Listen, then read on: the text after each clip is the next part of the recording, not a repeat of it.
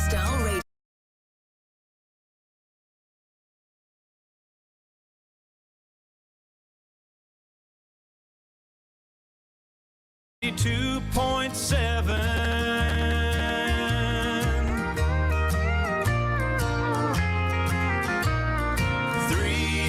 FM 92.7.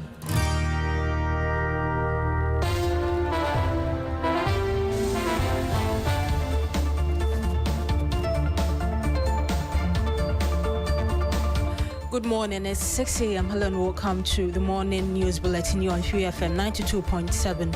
My name is Deborah Abamensa. We are streaming live across our social media platforms and on our website 3news.com.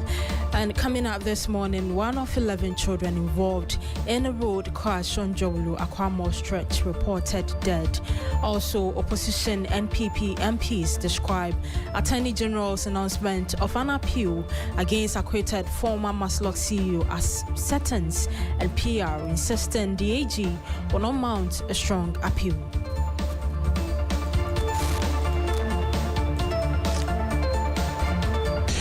I think that they want the people of Ghana to know that they're doing something about it. Mark my words, the woman is going to walk free. Also, opposition NPP MPs describe Attorney General's announcement as we said, as certain. We have details as they describe the decision of the Court of Appeal to free the former Tamakloe boss as deeply troubling. Also, ahead of Parliament, they passed the new cocoa board bill guaranteeing cocoa farmers at least 70% of the world market price and introducing pension and education support scheme. But following the mismanagement of the economy that led to our debt restructuring, Cocoa Board could not access syndicated loans again. We have details of these and many more stories for you shortly. Do stay with us.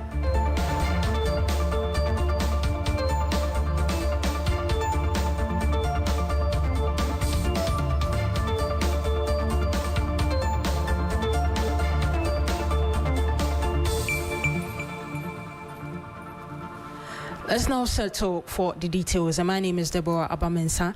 In our first story, one person out of the 11 children who were involved in a road crash on the Jowlu Akwamo stretch has been reported dead.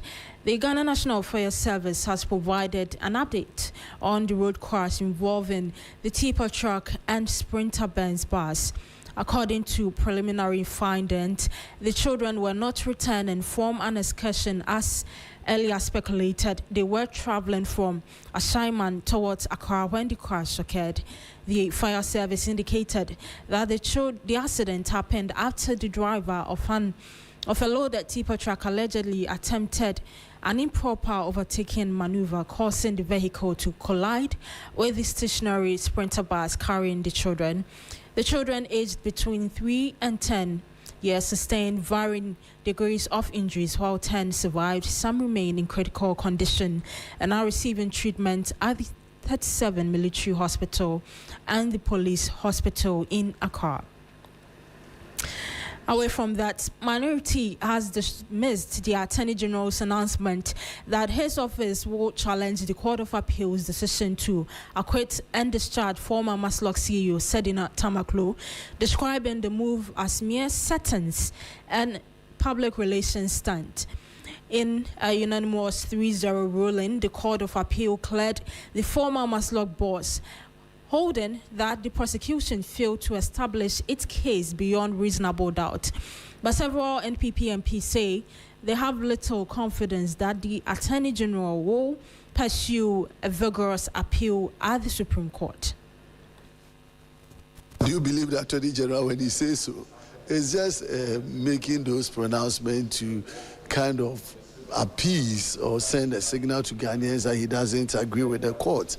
But you and I know that there is no way he's going to be committed to a strong appeal process that will lead to a possible conviction of one of their own. As I said, they are not committed when it comes to the fight against corruption. Legally, we are told that the AG says he's going to appeal. Well, I have no faith in that appeal because I know that they are not going to put any serious fight. It's just political gimmickry, if you ask me. I think that they want the people of Ghana to know that they're doing something about it. Mark my words, the woman is going to walk free. Those were some NPP MPs. Meanwhile, a former Attorney General and Minister for Justice Godfred Yeboah-Dame has questioned the rationale behind the court's decision to uphold the appeal against the 10-year sentence of former Maslok CEO Sedina Tamakloe. Lord Edwasari has more in this report. Sedina Tamakloe was in April 2024 sentenced by an Accra High Court after she was convicted of 78 counts of offences, including stealing, causing financial loss to the state, money laundering, and procurement-related offences over the alleged embezzlement of more than $6 million in public funds. The offences were said to have been committed between 2013 and 2016. The court handed her a 10-year jail term in absentia after the former Maslok CEO obtained permission to travel out of the jurisdiction for medical treatment during the trial, only to never return. Her lawyers filed a notice of appeal in May 2024 to challenge the sentence on grounds that the charges were defective and that the prosecution failed to prove the case beyond reasonable doubt. Madam Ationu was, however, extradited from the United States to Ghana on June 9, 2026 to serve a sentence. On Thursday, July 30, a 3-member panel of justices of the Court of Appeal unanimously agreed with the appellants, noting that, among other things, the trial judge lost sight of the presumption of an accused person's innocence until proven guilty. The justices also indicated that the prosecution failed to prove the charges against her beyond reasonable doubt. They thus acquitted and discharged Sedina Tamakloe Ationu. Lawyers of the former Maslok CEO commended the court's decision. Let me seize the opportunity to thank my lords for, in fact, for agreeing with us that, in fact, for agreeing with our submission. But I am a happy person, and I believe my client is also will also be happy. A former Attorney General and Minister for Justice Godfred Yeboah-Dame expressed disappointment at the ruling. Sedina was convicted on very credible evidence and all, and he conducted the appeal. So find out from the current Attorney General what he feels about the acquittal of Sedina and why Sedina was acquitted. I do not know why she was acquitted. There was a report from Lord Edwasari. Away from that, the government has outlined its position on key Constitutional Review Committee recommendations, including proposals to extend the presidential term, elect MMDCs, and introduce reforms and strengthen Ghana's democratic governance. Tamakloe has more in this report.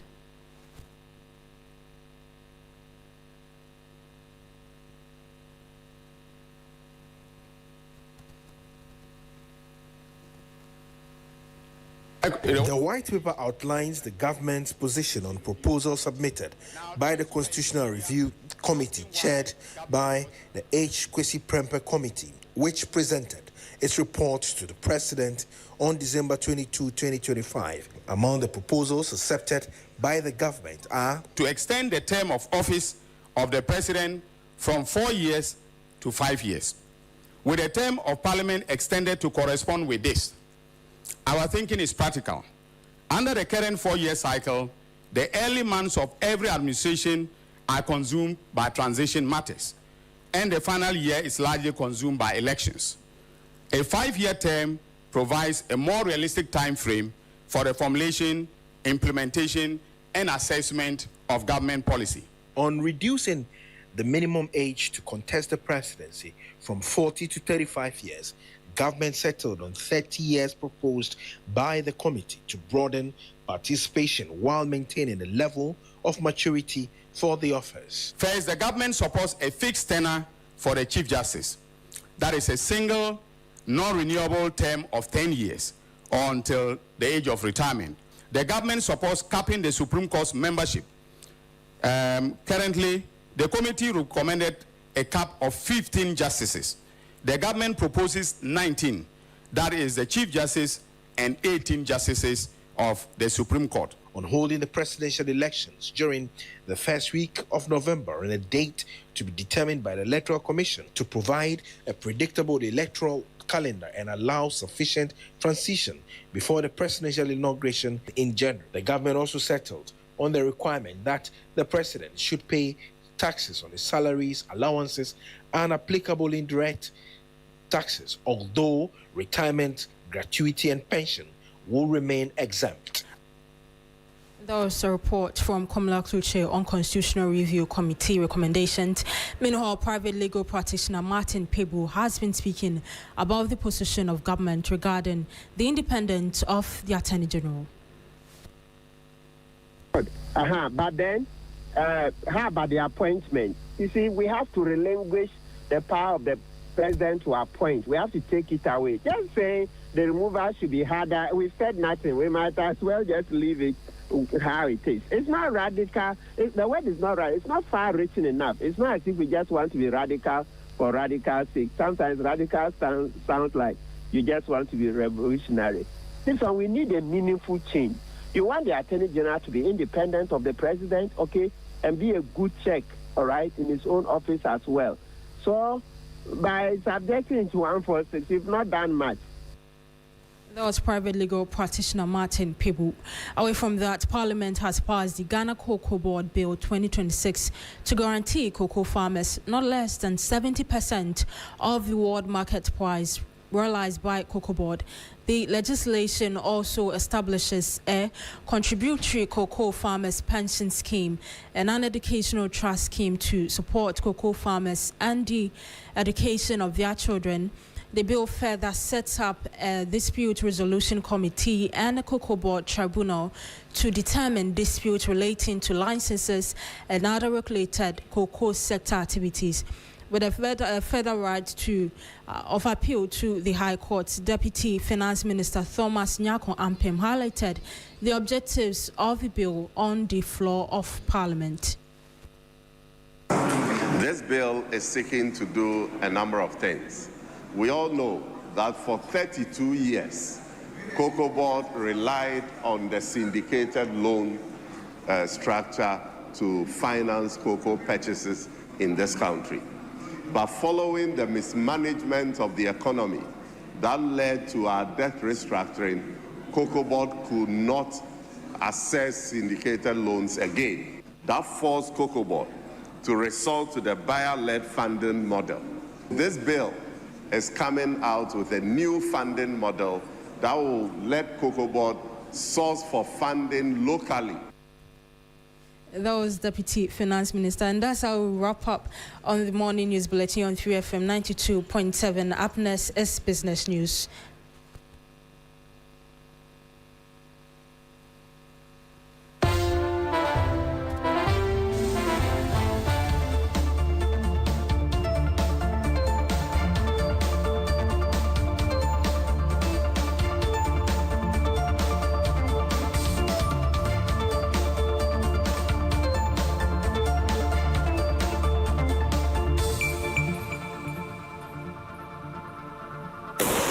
FM 92.7, Urban Lifestyle Radio Station.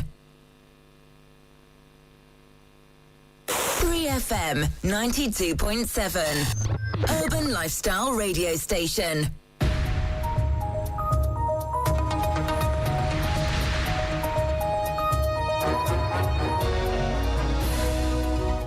Hello there, good morning and welcome to the business news on Sunrise. Coming up, Chamber of Petroleum Consumers Ghana (COPEC) warns fuel prices to jump by some 11% from August 1 as crude oil prices rises and CD weakens. Also, government chases 5.866 billion cedis in treasury bills, targeting 6th straight over subscription as 364-day borrowing costs near 13%. Plus, financial expert tells government to protect Bank of Ghana's independence to secure growth.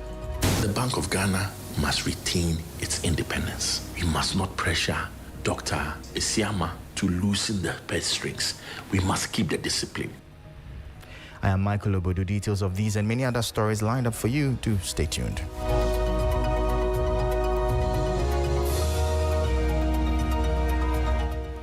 Thank you for staying. Straight into our top story. And fuel consumers in Ghana should brace for higher prices at the pumps from Saturday, August 1, 2026, as fuel prices are expected to increase by up to 11%. That is according to projections released by the Chamber of Petroleum Consumers Ghana, COPEC, which blames the expected increases on rising global crude prices and a weakening cedi. This report has the details. COPEC warns that these factors will push up the retail prices of petrol, diesel and LPG. For petrol, COPEC projects an average pump price of 15 cedis 95 pesos per litre. That is a 9.36% increase from the current average of 14 cedis 59 pesos. Prices are expected to range between 15 cedis 16 pesos and 16 cedis 75 pesos, depending on what oil marketing companies charge. Diesel could see an even bigger jump, with international free on board FOB prices up nearly 25%. COPEC estimates diesel will sell at an average of 19 cedis 45 pesos per litre, up from 17 cedis 76 pesos. That puts the expected range from 18 cedis 48 pesos and 20 cedis 42 pesos, representing some 10.78% increase. COPEC projects LPG will retail at around 13 cedis 80 pesos per kilogram, following a 12.24% rise in international prices. The chamber is calling on government to introduce urgent measures to cushion consumers, warning that the increases could put more pressure on households and businesses already grappling with cost of living challenges. Meanwhile, the National Petroleum Authority (NPA) has raised the minimum price thresholds for petrol by 9.4%, diesel by 18.3%, and LPG for the first pricing window of August. Now, that was a 3 Business News Desk report. Away from that, government returns to the domestic money market today to raise 5.866 billion cedis through its weekly treasury bill auction. The exercise, designated as Tender 2018, will cover the usual 3 tenors of 91-day, 182-day, and 364-day bills as government seeks 6th straight oversubscription. This report has more. The auction comes after a strong showing in Tender 2017 on July 24, 2026, where government secured its 5th straight oversubscription.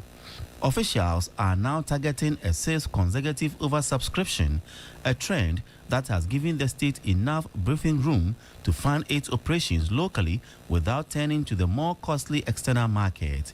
According to 3 Business, sustaining investor appetite will depend on government's ability to maintain fiscal discipline while keeping inflation on a downward path. The cost of borrowing, especially on the 364-day bill, has climbed to nearly 13%. At that level, 3 Business is warning government could face heavier debt servicing obligations in the second half of the year, even as it continues to rely on domestic instruments to plug its financing gap. Market observers say sustaining investor confidence will depend on keeping inflation in check and maintaining fiscal discipline through the rest of 2026. That was a 3 Business News Desk report. Now, financial expert and Chief Executive Officer of Delegate Finance, Joe Jackson, has called on the Bank of Ghana to do everything possible to retain its autonomy. Speaking on the need to sustain recent economic gains, Mr. Jackson said government must demonstrate commitment to monetary and fiscal discipline. According to him, keeping that discipline is key to transforming the current stability into inclusive growth and improved living standards for Ghanaians. Even the debt destruction is not completely done. There's some commercial debt issues that must be tackled. So let us not think that everything is okay. It is not. And the Bank of Ghana must retain its independence. We must not pressure Honorable the Honorable Kasiel Atufosin to spend. Least of all, we must not pressure Dr. Isiama to loosen the purse strings. We must keep the discipline. Keep the discipline. Keep the discipline.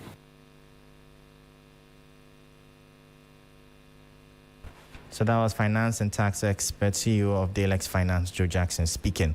Global professional services firm EY says Ghana's economic recovery is becoming increasingly credible, supported by stronger fiscal discipline, moderating inflation, resilient economic growth, and improved external buffers. However, the firm cautions that the country must sustain reforms, strengthen domestic revenue mobilization, and accelerate investment in infrastructure if recent macroeconomic gains are to translate into long-term economic transformation, job creation, and higher living standards. This report has more. In its assessment of the 2026 media budget review, the firm says improved fiscal discipline, easing inflation, and resilient economic growth have strengthened confidence in Ghana's economic outlook and signaled a shift from crisis management to reform execution. However, EY cautions that fiscal consolidation must be balanced with increased investment in infrastructure and other productive sectors to support private sector growth and employment. The firm also notes that weaker than expected revenue performance remains a challenge, urging government to improve tax administration, reduce leakages, and broaden compliance without placing additional burdens on businesses and taxpayers. EY further backs Ghana's planned transition from the IMF Extended Credit Facility Program to a facility coordination instrument, describing it as an important step in maintaining investor confidence and preserving reform momentum. It also stresses the need to rebuild the country's sinking fund ahead of more than 111 billion Ghana cedis in domestic debt repayment due between 2027 and 2028, while ensuring that funding for critical sectors such as infrastructure, education, and healthcare is not compromised. We'll bring you updates now from the currency and the commodities market. On the interbank foreign exchange market, where banks trade amongst themselves, the dollar is selling at 11 cedis 69 pence worth. It's gained 3 pence worth. The British pound is selling at 15 cedis 74 pence worth. It's gained 25 pence worth. The euro is selling at 13 cedis 48 pence worth. It also gained 21 pence worth. However, be guided that these figures could be higher at the Forex Bureau. On the global commodities market, Brent crude is trading at $89.31 per barrel. Gold is trading at $4,103.97 per ounce, up by $36.41. Cocoa is trading at $5,112 per ton, down by $73.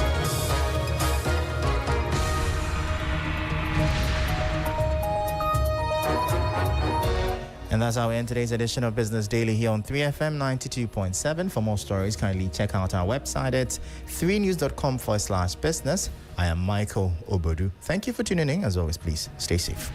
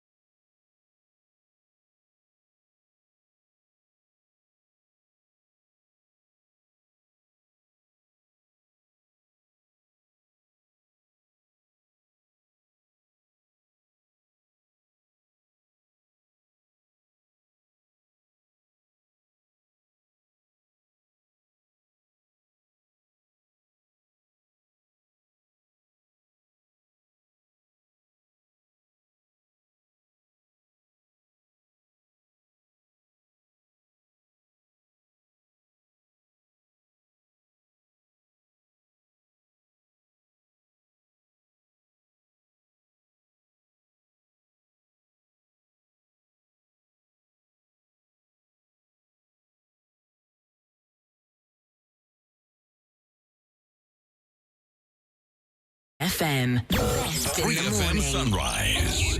Sunrise on 3FM. Good morning, good morning, good morning. 24 past 6 here on 3FM 92.7. Hello there, and welcome to the last Friday and the last day of the month of July. A jolly, wonderful ride all throughout this month. It's been wonderful, it's been difficult, it's been challenging, and it's been rewarding.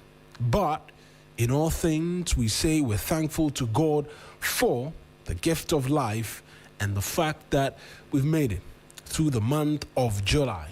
Roll on, the month of August is what we'll all be saying. But we'll kickstart everything here for you on the 3FM Sunrise with a quick message, right?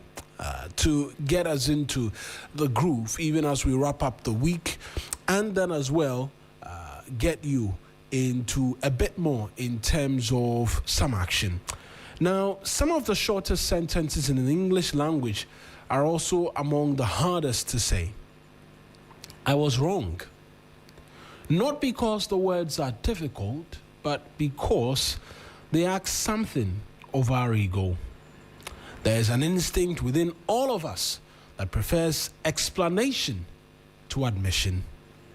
We become skilled at defending our intentions, our circumstances, and our reasons. Sometimes, without realizing it, we spend more energy protecting our image than repairing the relationship standing in front of us. Yet, there's a quiet strength in people who can acknowledge they got it wrong. Not because they enjoy being mistaken, not because they understand that it doesn't really do much, but because they understand that humility is not humiliation.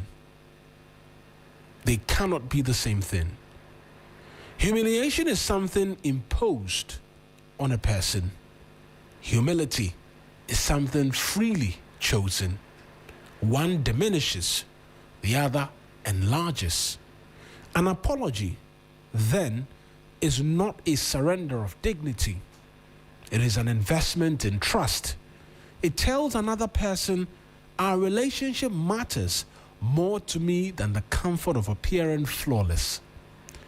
The Bible captures this spirit with remarkable simplicity. God opposes the proud, but gives grace to the humble. Grace has a curious way of entering the places where pride finally steps aside. The strongest relationships are not those in which mistakes never happen. They are the ones where pride does not get the final word. It's a quiet freedom that belongs to people who no longer need to win every disagreement in order to keep their self-respect. Sometimes, the most courageous sentence spoken all day is simply, I was wrong. And strangely enough, those words often build far more than they can break. Right?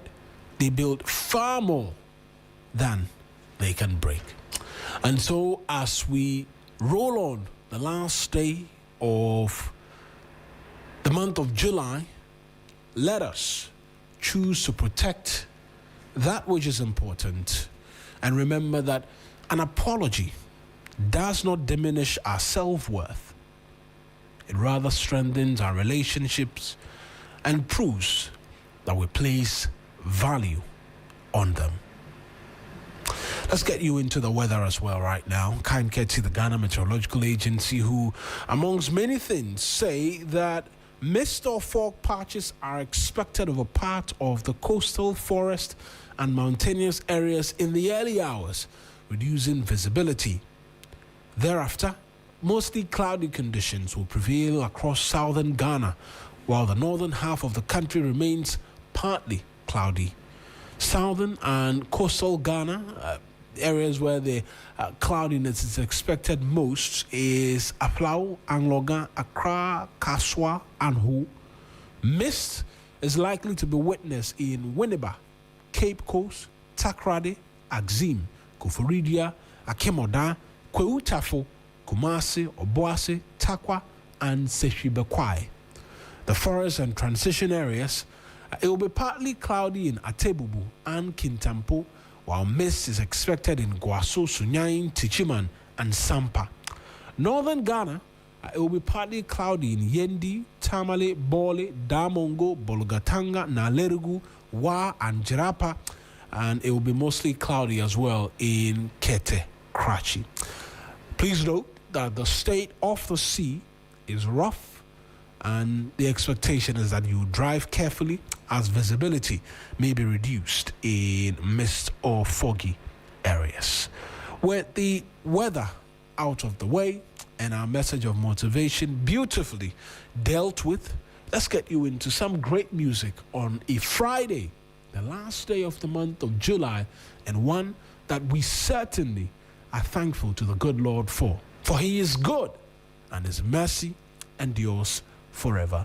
DJ Phil will do us the honors, but a reminder that the show is not one that we do alone, and it's one that you're a part of. We're streaming live on Facebook. Our handle's 3fm927. Our same handle as well on YouTube, 3fm927. We're active on WhatsApp, right? Please do not call the WhatsApp numbers. 053-220-0927. 053-220-0927. That's the WhatsApp line that you can share your thoughts with us this morning when we ready ourselves and get into the newspapers for you as well. Let's get you into some great music now. I am Mawina Egbeta, the rest of my colleagues on standby to come your way with the best breakfast show.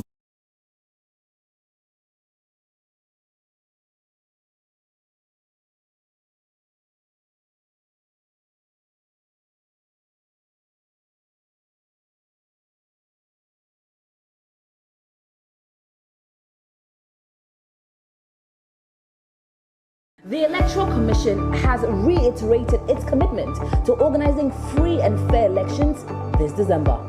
How's your week treating you? I'm here to serve you great music tidbits for your at-work listening pleasure. Rastafari, Rastafari, Rastafari. Our Father, who art in Zion, Kanamawe, Kanamawe, Kanamawe. Oh, turn it up!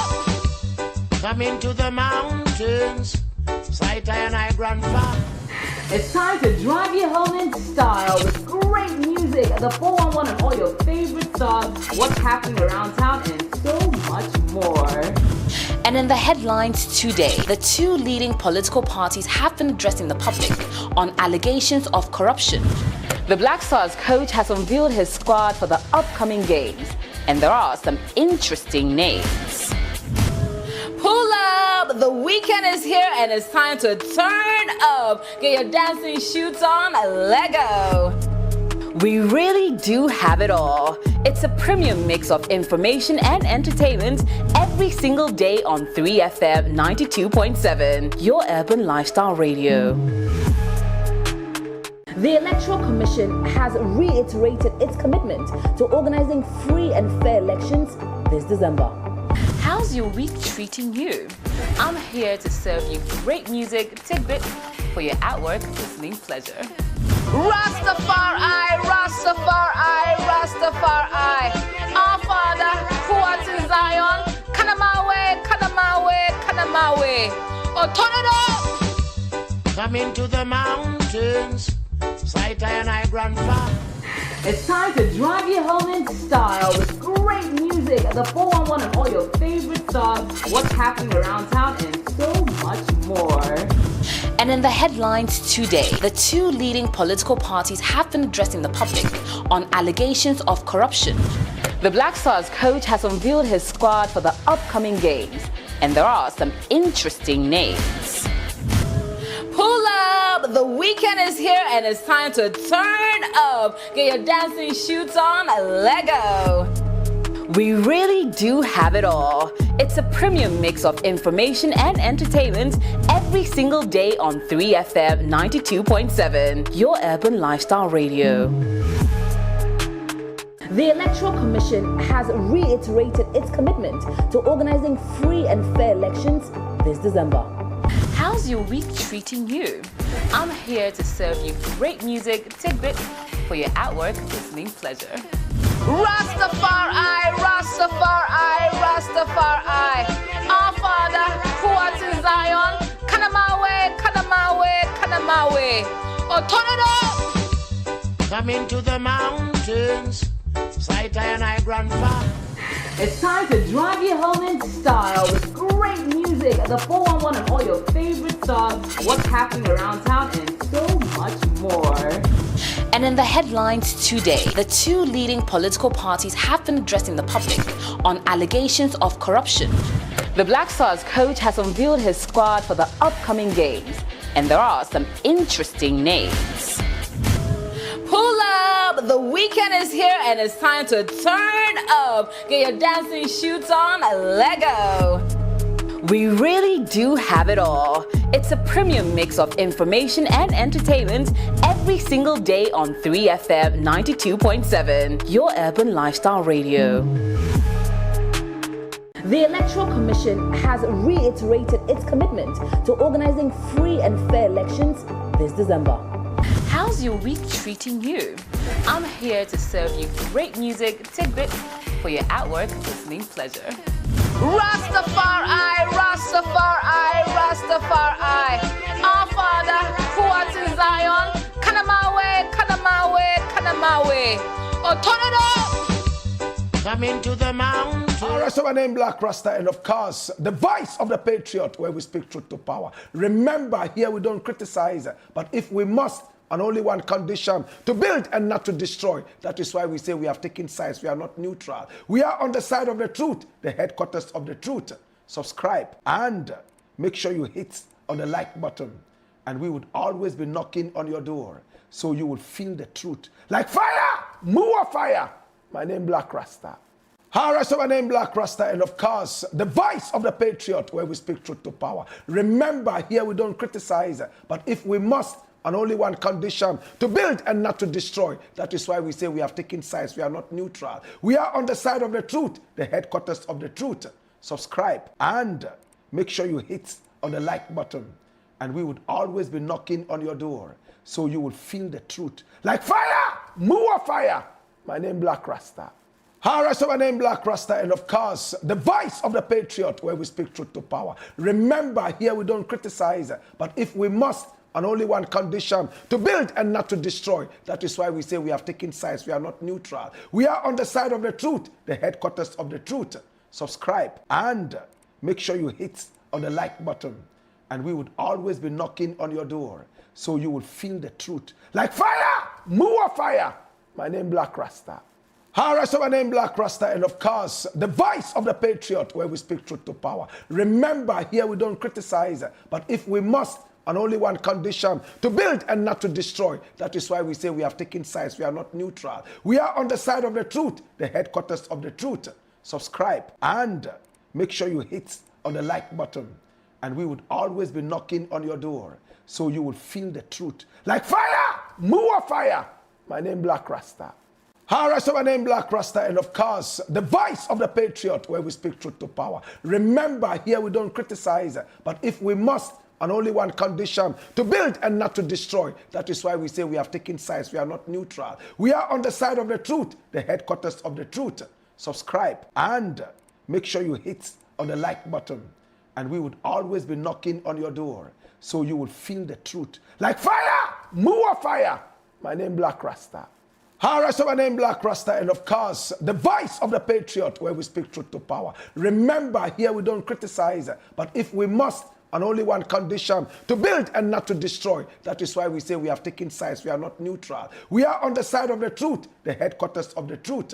Subscribe and make sure you hit on the like button. And we would always be knocking on your door so you will feel the truth. Like fire! More fire! My name Black Rasta.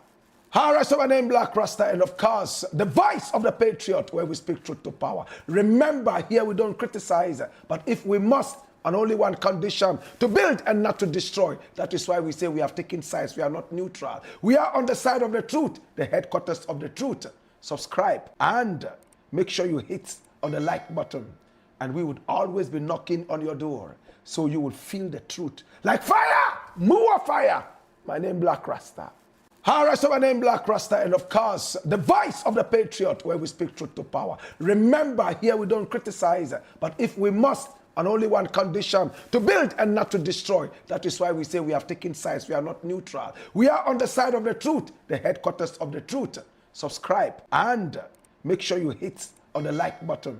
And we would always be knocking on your door, so you will feel the truth. Like fire! More fire! My name Black Rasta.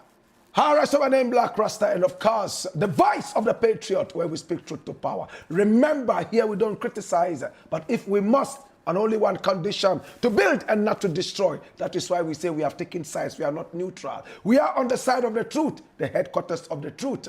Subscribe and make sure you hit on the like button. And we would always be knocking on your door, so you will feel the truth. Like fire! More fire! My name Black Rasta. Alright, so my name Black Rasta, and of course, the voice of the patriot, where we speak truth to power. Remember, here we don't criticize, but if we must, on only one condition, to build and not to destroy. That is why we say we have taken sides. We are not neutral. We are on the side of the truth, the headquarters of the truth. Subscribe and make sure you hit on the like button. And we would always be knocking on your door, so you will feel the truth. Like fire! More fire! My name Black Rasta.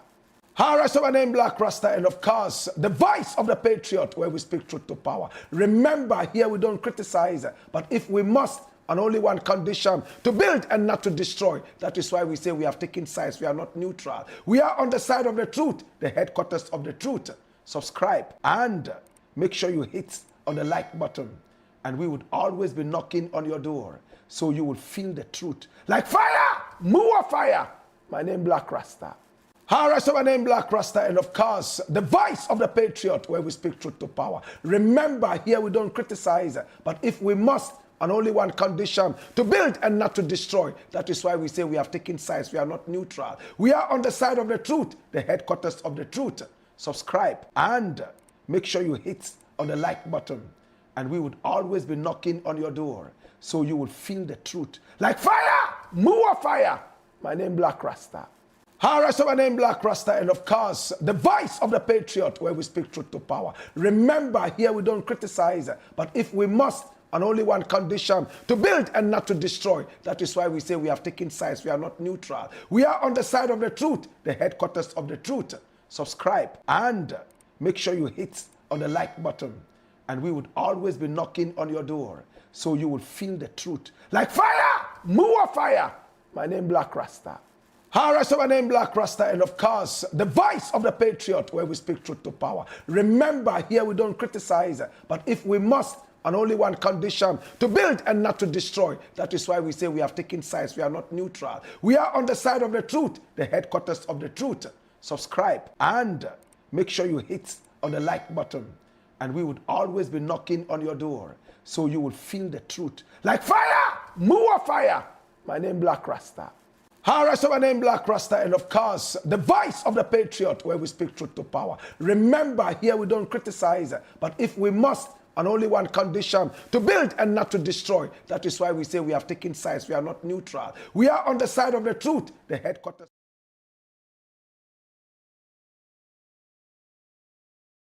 The nation.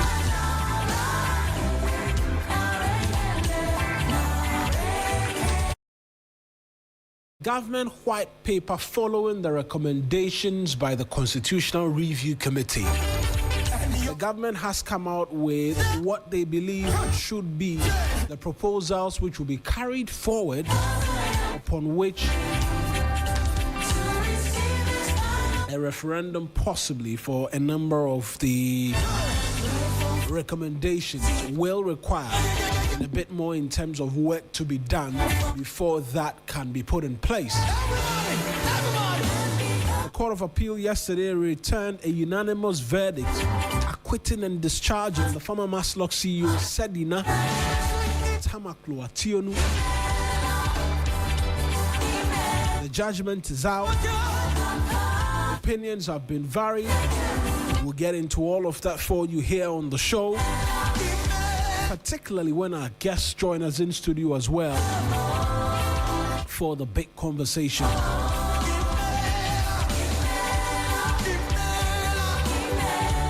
Now, what we're going to start off first is walk you through the newspapers, the online portal.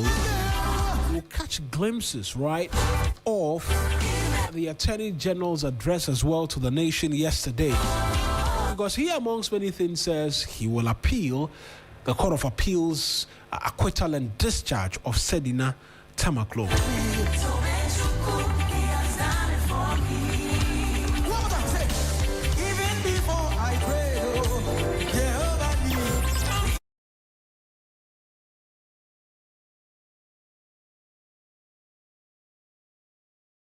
It's 15 minutes to the top of the hour.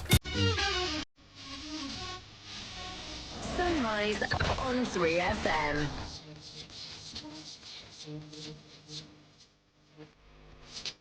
Big banner story on the front page of the Ghanaian Times this morning. Court of Appeal acquits former Maslog boss, but AG heads to Supreme Court. It's the big banner story here. Government bans 5-year presidential term. Those are remnants from the AG's address yesterday. Valco not for sale. Lands Minister assures workers. Emmanuel Kofi Boa was at the Volta Aluminium Company Limited yesterday. Letshego Ghana delivers strong first half 2026 results.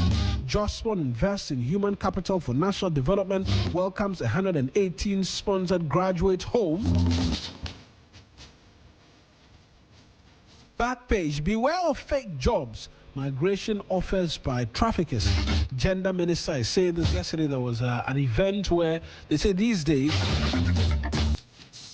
the luring of young persons, unsuspected persons, that there are jobs outside via the internet. And so be on the lookout. Stop burning waste to protect public health. Experts are saying this. The story says that open waste burning caused more than 32,000 deaths in Ghana in 2023, making it the country's second leading cause of death after high blood pressure, according to the 2025 State of Global Air Report. That's an astronomical figure, 32,000. Grab a copy of the Ghanaian Times, do the reading for yourself. Delegate newspaper. 93 million cities down the drain. Court of Appeal frees Sedina Tamakloe. Government barks 5-year presidential term, 35 years age limit. Cyber fraud ring busted, 17 arrested. Wontumi appeals unreasonable conviction. Ajwa Safo buries father. That's the daily guide for you. The new finder. Nobody will sell Valco as the Lands and Natural Resources Minister. Tomato self-sufficiency target achievable. Agronomist. Ghana records 148.3 billion cedis trade surplus. Oil climbs above $91 per barrel. That is not good news for anybody. With fuel price projections expected that look, petrol could be selling as high as 16 cedis. 16 cedis. Hey, government backs 5-year presidential term. Also on the front page of the Finder newspaper.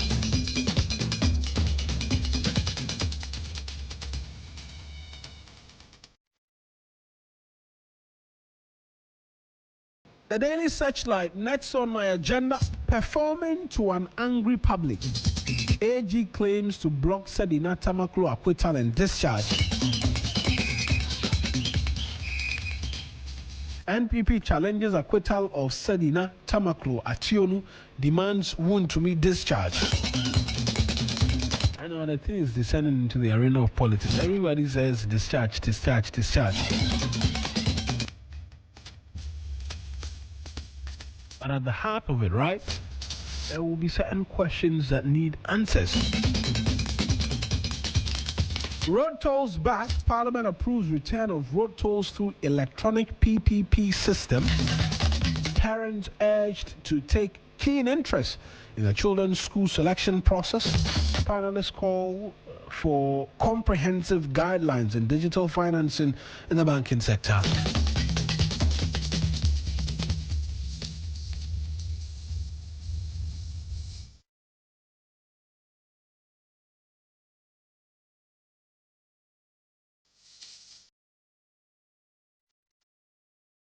The news center.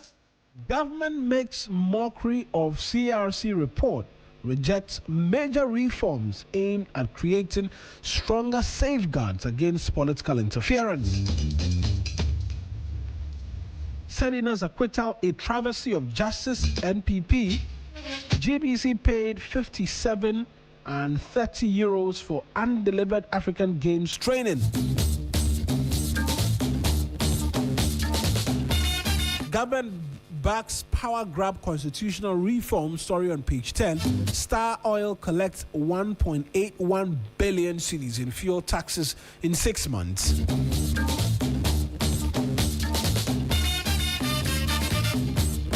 The back page, that's Star Oil story. Still the Telecel Ghana Mahiti promo to create 3 millionaires. Okay, a million cedis. Where did I drop my Telecel SIM? $1 million in cedis. Well, it's not $1 million in dollars, but it's $1 million nonetheless. It's not bad. Africa prosperity depends on shared economic growth. Mupita. Ralph Mupita is MTN Group President and CEO. I'm going to swing you straight up into the online portals this morning as well. Government announces week-long activities to commemorate August 6, 2025 helicopter disaster. Vanessa Banini wins Top Intern Season 3. 11 pupils hospitalized after their school bus crashed on N1 highway. Government assures parents of full medical support. Government accepts CRC's recommendation to move presidential election to November. Changing trends in human trafficking requires a change in law enforcement response. CID board.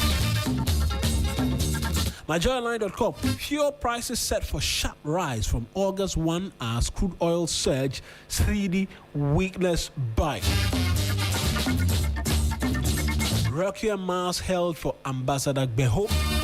Archbishop of Canterbury committed to £100 million slavery fund while on Cape Coast Castle tour.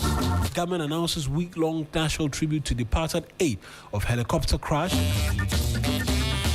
Ghana's cocoa production is expected to fall 16% next season.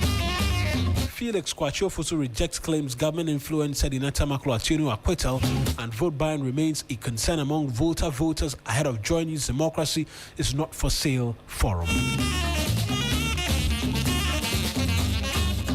Ghana's cocoa production expected to fall by 16% next season. That's on City Newsroom. Government spent 36 billion cedis importing chicken, rice, and sugar in 2025. Macroeconomic stability alone is not economic transformation. Professor Buck. Government announces activities to mark first anniversary of 2025 helicopter crash. Constitution review for the Blake question silence on indemnity clause.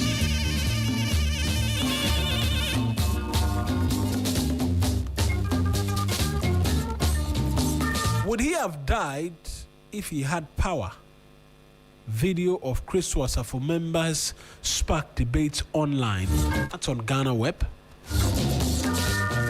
Parliament to reconsider anti-LGBTQ plus bill before recess. Key clauses to be amended. That's according to the Speaker of Parliament. Attorney General Dr. Dominic Ayeni challenges acquittal of Sedina Tamakloe at the Supreme Court. Sedina Tamakloe's acquittal defies law, logic, and common sense. The NPP is saying this. NDC could suffer NPP's fate if it fails to learn. Asha Ayisi on S. Maslock CEO saga.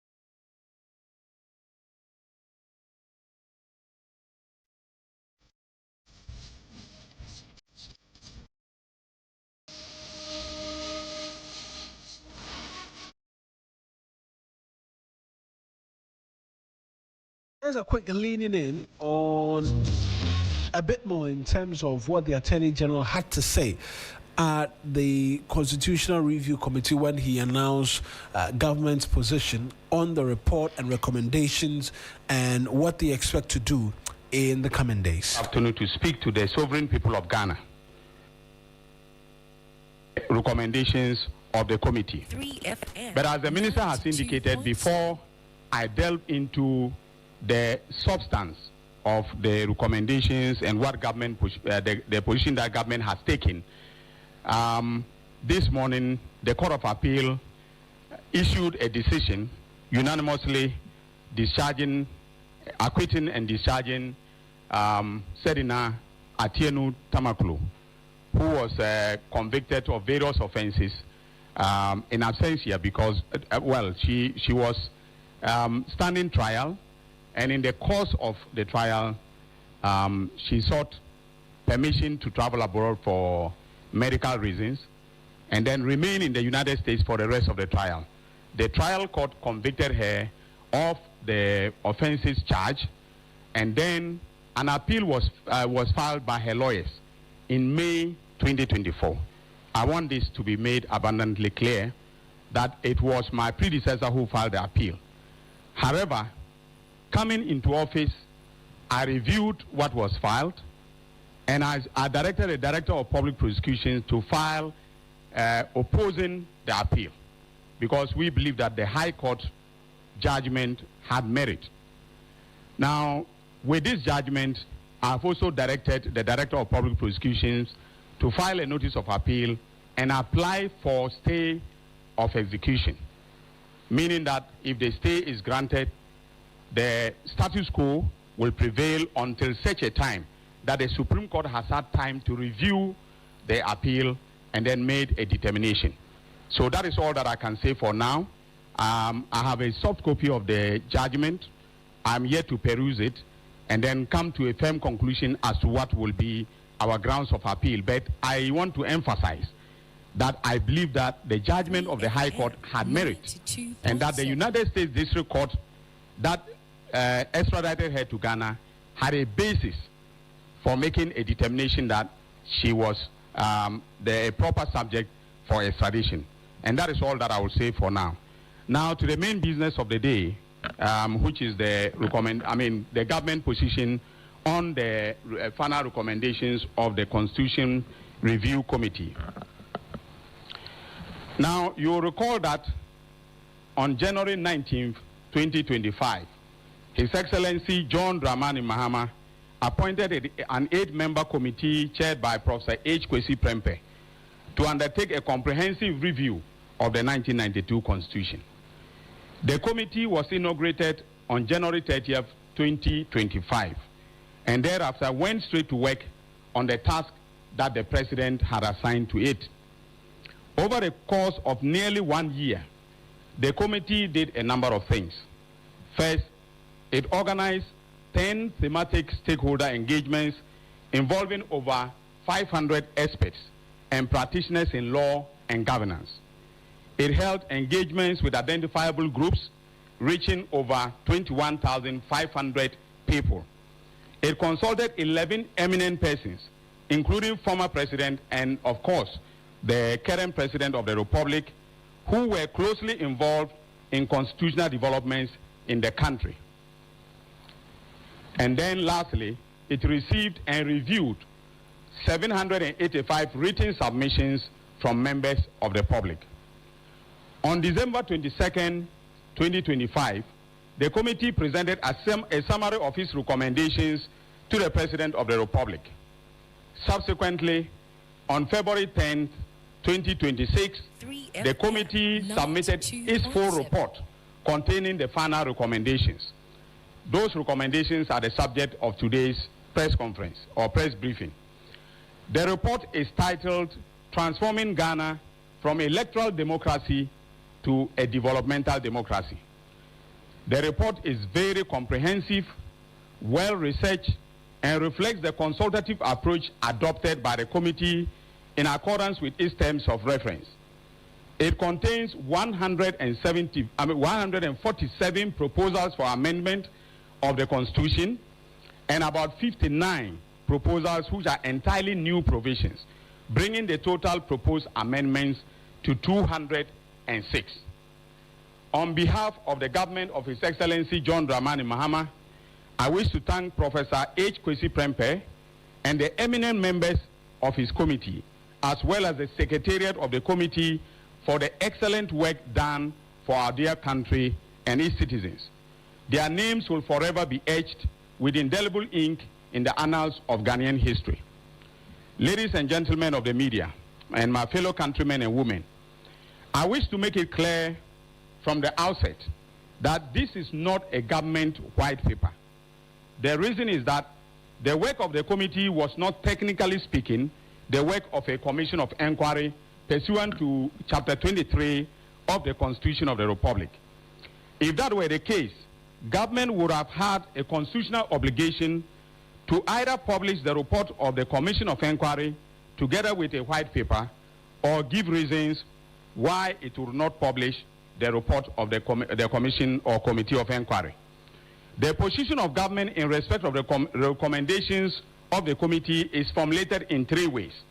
One, either we are accepting, that is, government is accepting, or two, it is accepting in principle subject to modification, or three, it is rejecting outright the recommendation of the committee.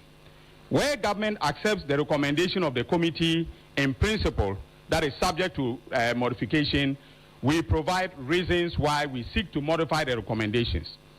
Reasons are also accorded where government does not accept the recommendations of the committee.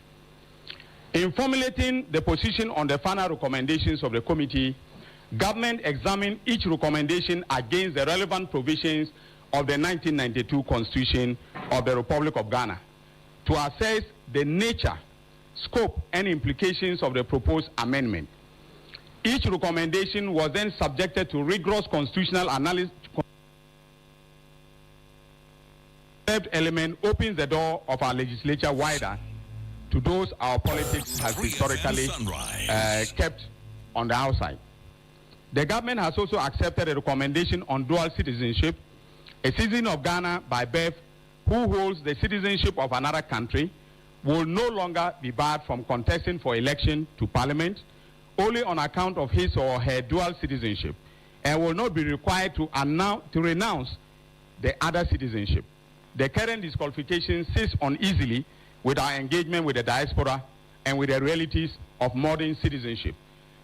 In line with this proposal, it is also the case that multiple citizenship will no longer disqualify a person from becoming, from holding certain, offices, except that of a president and vice president of the republic. So the fact that you have multiple citizenship will not bar you from becoming Chief Justice of the Republic or becoming the head of the Electoral Commission or, for instance, becoming Speaker of Parliament. On to the judiciary. Regarding the judiciary, two positions deserve mention. First, the government supports a fixed tenure for the Chief Justice.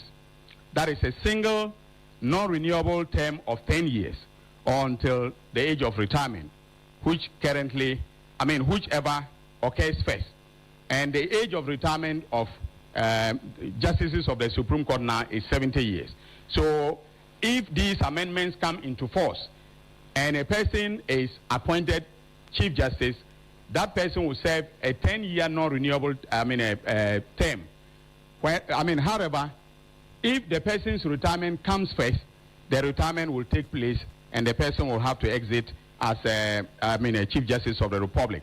The second thing that I want us to note about the judiciary is that the government supports capping the Supreme Court's membership.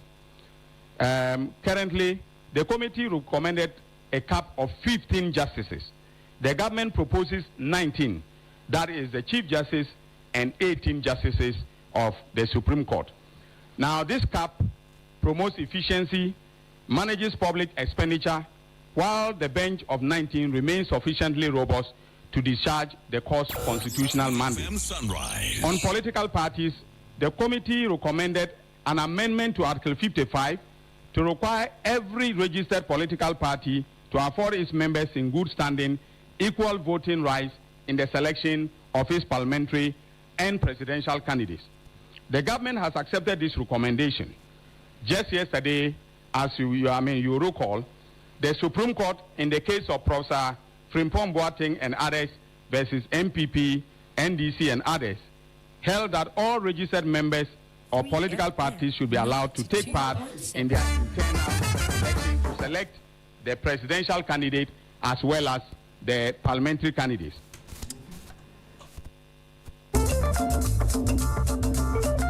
That's the Attorney General, Dr. Dominic Ayeni. And good mornings as well to Johnny Hughes. My brother. Trust at all as well. Charlie greater than Accra. As always. As always. Fantastic. As always. On Dr. this, Dominic Ayeni.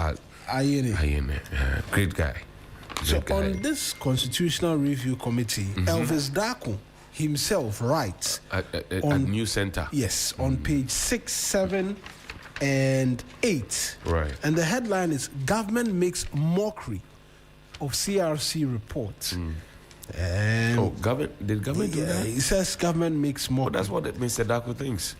Yeah. Okay. By Let's hear him. Elvis Daku. So I'm going to read bits and pieces because obviously it's on the 3 pages of the paper. So on presidency, it says on the presidential succession, the government accepted the recommendation to amend Article 68 and 6011 to ensure that the president or the vice president is not deemed unable to perform presidential functions merely because they are outside Ghana. However, it rejected a proposal to amend Article 6011, 12, and 13 to allow Cabinet to elect one of its members to serve as president for a 3-month caretaker period when both the offices of president and vice president become vacant simultaneously. Government argued that although such a situation will be extraordinary, allowing Cabinet to elect an acting president will confer executive authority on someone who had never been elected to that office and therefore lacked democratic legitimacy. On Parliament, it said one recommendation it accepted was an amendment to Article 104, Clause 4, requiring open recorded voting on all legislative and constitutional matters except elections or removal of persons. I'm not seeing the part where he's talking about the mockery. Anti-carpet crossing. The CRC recommended tightening Article 97(1)(g) to ensure members of Parliament who resign from or are expelled by the political parties on whose tickets they were elected automatically lose their seats if they subsequently support another party. Contempt powers retained. Public participation. Okay, let me see if I can get a bit more in terms of details on mockery, right? Because presidential control over police retained. So he makes that executive control over prisons retained, military deployment proposals rejected, human rights obligations rejected. Another rejected proposal sought to impose an explicit constitutional obligation on the IGP to ensure that policing always complies with human rights, legality and proportionality principles. Government rejected that recommendation. Similarly, it declined amendments that will constitutionally define the Ghana Police Service as the country's primary civilian law enforcement institution and require the state to adequately equip and resource the service. Media reforms as well. Elvis Daku writes that it was rejected. Periodic constitutional review as well was rejected. And new amendment category rejected. Independent security oversight also rejected. Fiscal decentralization rejected. Local government reforms rejected. State-owned enterprises, amongst others. Let me come to you, perhaps on this reform, the government position first on the Constitutional Review Committee and the work which was done. I have been thinking, what does the ordinary man think about this government's position on the CRC's report, the Constitutional Review Committee's report? That's the first one. 3fm, the second one is 92.7. If they go ahead and think, is this the best thought they could have had regarding what could be made better about our constitution, which could then strengthen our democracy? That's the second one. The third one is, if we make our constitution strong enough and our democracy firm enough, are we able then to get everybody to tag along a certain line so that everybody could be not saying say yechua if you are doing something wrong, say yechua, but rather say udi adien udi guwa mechewa. You get a point. Now, what it has become is we have become a country where we look at issues, we look at situations, we look at circumstances, happenings, and we decide that, somebody from somewhere who doesn't necessarily live in the community or who has been close to a certain power has to come and do those things. And that has been our biggest bane. It hurts us. We know it is problematic. We know it is not proper. Look, if the thing is evil and the thing is bad, it is photophobia or photophobic. You have to expose it for it to die. But until the time when we as citizens, the law can be there in black and white, until we as citizens have decided that we will go ahead and expose these things, it will not happen. Now, a classical case in point is Sedina Tamakloe's, what do you call it? Appeal thing that there's appeal, Court of Appeal said that, she's free to walk, she's been acquitted and discharged. There are many who believe that should not have happened in the first instance, right? What does the Constitution say? What does the Criminal and Other Offences Act at 29 or at 29? What does it say? Right? All these things come together to form what is in the Constitution. The Constitutional Review Committee has also spoken about the fact that, we need X number of judges as a cap for the Supreme Court. 20, they say, right? 14. Sorry, 14, they say. Now, yesterday you heard lawyer BBB, right? Bediako Bedu of Acquitted said that, we need at least 14. So he said 20. And then the CRC report says 15. The government says 19, inclusive of the Chief Justice. Good. Now, Lawyer Bediako made a very fantastic point. He said, look, at least we need a pair of 9 times 9, which is what? 18. Right? Or 9 times 2, which is 18, not 9 by 9. Because 9 by 9 will be 81. 9 times 2, which will be 18. Now, how do we go forward? Because we know the load of work that comes to them, But if you go into the nook and cranny of this country, people are looking for the Constitution to be reworked. Article 71 holders. All those conversations, they are there in the public. People say, me sure that they me tell that they me Colleen, I mean tell that they me shakopa. King be now 20 cities. Many of minister be in 4 years the person has a V8, the person has this, the person has that. They complain about that. They complain about those things. So if we are amending the Constitution, we have to amend the Constitution so it appeals to the general majority of the people and not just for a select few. That's my view. 92.7. On some of the recommendations, right? So the presidential age has been, according to what government says they want to proceed with, it's been moved from 40 to 35. The CRC had recommended... That means Phil and I can be presidents if we decide to. Yeah. Yes. Yeah. The CRC had recommended 30 years that they be removed or reduced. Our life begins at 40. Reduced from 40 to 30 years. Right? And also, the presidential term limit be increased from 4 to 5 years. It will not take effect with the current president. Right. So that's one of the many things that we must disabuse our minds from. So from 40 to 35, from 4 to 5 years, and elections will be held in November instead of December to allow for a bit more room for transition. Let us know what you think, particularly on those 3 headlines that I mentioned. 053-220-0927. 053-220-0927. The presidential term limit has been moved, or it's not been done yet, right? The proposal is for it to be moved from 4 to 5. Obviously, we'll go through other processes, a referendum and other things will be required to proceed. Not all of the recommendations will require a referendum, by the way. Let us know what you think. Then the age limit has been slashed from 40 to 35. 40 to 35 as well. Let us know what you think. And then we are likely to see elections be held in November instead of December, depending on how things proceed with the recommendations on presidential immunity.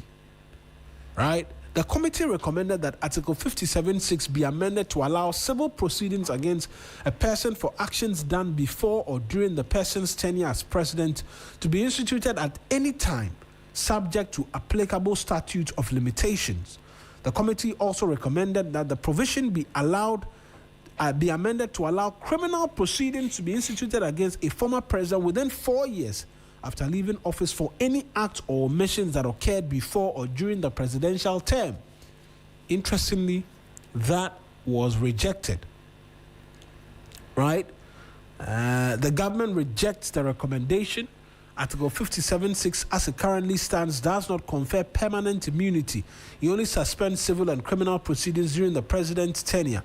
Once a president leaves office, the president may be sued or prosecuted for acts done before or during the presidency. The existing framework strikes an appropriate balance between the need to protect the office of the president from vexatious litigation or prosecution during the term of president and the principle that no person is above the law. Indeed. You have, do you know who I am? Do you know what I represent? Do you know where I work? Powers from above, order from above, all those things come into the conversation. I think that sometimes it is also not really about the change in the diction in the Constitution, but it is also about the people who have the wherewithal to be able to say that I have been clothed with the authority to maintain or push forward the agenda of the Constitution, and I will stick to what I have been told to do. That's where the problem is. Many people have the role and responsibility to, how are people able to offend traffic regulations and then they are able to drive through and police stops them and they find no curfew for police and they walk away. How is that? Is that what the Constitution stipulates? Is that what the laws, the various acts, is that what they stipulate? That's not what they stipulate. How are people able to ignore, for example, what's happening at the Crowell municipality? There's a particular case in point where people are setting up a gas station, LPG station, liquefied petroleum gas station, right there. There was one that was there. Assembly came to write on it. They have exited. There's another that is supposed to be coming up, and people are living in constant fear, and they are not sure because you are setting up a bomb right in their compound house, right? you're laughing at me. You are setting up a bomb. Describe it as a bomb. Yeah, it's a bomb. I mean, I have my gas at home. I turn it on. I want to boil small rice or yam or cocoyam or whatever it is that I want to boil, or spaghetti, whatever it is. I turn it on. This other LPG station is already leaking. I turn it on. I have given it fire to explode. It's a bomb, right? Now, what is the Assembly doing about it? What is the MCE doing about it? What is the EPA doing about it? What is the fire service doing about it? What is the police doing about it? What is national security doing about it? All these things are shrouded in law. But does the law really work? So we can spend money. We've seen Professor Fiajo's report before, right? It gathered dust and moss and we left it. Now we have come to H. Kwesi Prempeh, right? Is it going to work? Government has finally issued a white paper. In fact, if the Professor Fiajo report did not get any white paper on it to begin with. Now we have Professor H. Kwesi Prempeh's report that has been given a white paper. But when is the implementation going to happen? Some of the clauses that they are touching, or some of the provisions in the Constitution that are being touched, are entrenched provisions in the Constitution, right? Which will require a referendum. Referendum cannot happen under 6 months. Referendum can happen like maybe a year, 2, I don't know if you were around at the time and had reached the age of consciousness. Referendum time, you have to exercise your power as a citizen, for your vote is your power. You have to vote as a citizen. It was a song where everybody, where we could sing it as children back in the day. We have to go through that process all over again. Then you ask yourself, your National Commission on Civic Education, NCC, how well are they funded to be able to do this public education? Maybe when the time comes. In your communities, when the time comes, you will make that say. In your communities, you have community centers that used to have cone speakers, right? How many of them are well and able? Are those not private community centers? No. Because the ones I see... Information Services Department, ISD. When Dr. Mustafa Hamid came, he said, I'm going to... The ones I've seen, they were not the Information Service Department. I am saying that Dr. Mustafa Hamid, when he came as Minister for Information, the first term of Nana Duranko Kufado, he said, and I take him serious because he's an Islamic cleric and he's also a PhD holder. So when he speaks, he carries a lot of weight. He said that, when I become Minister for Information at his vetting, he said it as a vetting table. Anybody can go and watch the interview and check. He said, when I come, ISD will be retooled. The last time he left, ISD had 5 cars. Five vehicles to manage 260-something districts, right? Now, the community centers that we have, 92.7. they're supposed to have cone speakers that will announce in community. And DJ, for you know this, in the various communities, you go, sometimes there's a community center. Abiam will know this. You go to all those places. They are there. How well and good are they? Who is even making the announcement? Is the person properly educated to make the announcement so that people in those villages could hear? That's the other one. Then we are going to vote in a referendum, right? How prepared is the Electoral Commission for this? So a lot of work has to go into this thing for people to be able to know that this is what has been given to me, this is my role that I have to play, and this is how I want to play the role.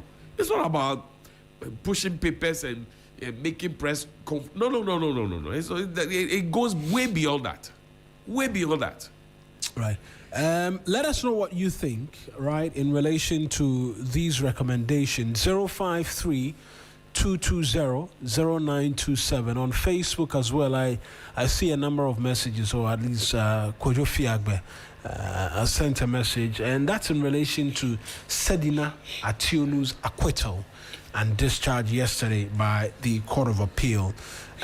It's come with quite the reaction, particularly yesterday when we were on air together, and you, in fact, had the sole privilege to break the news when we began picking it up from our court correspondent. We actually engaged him as well.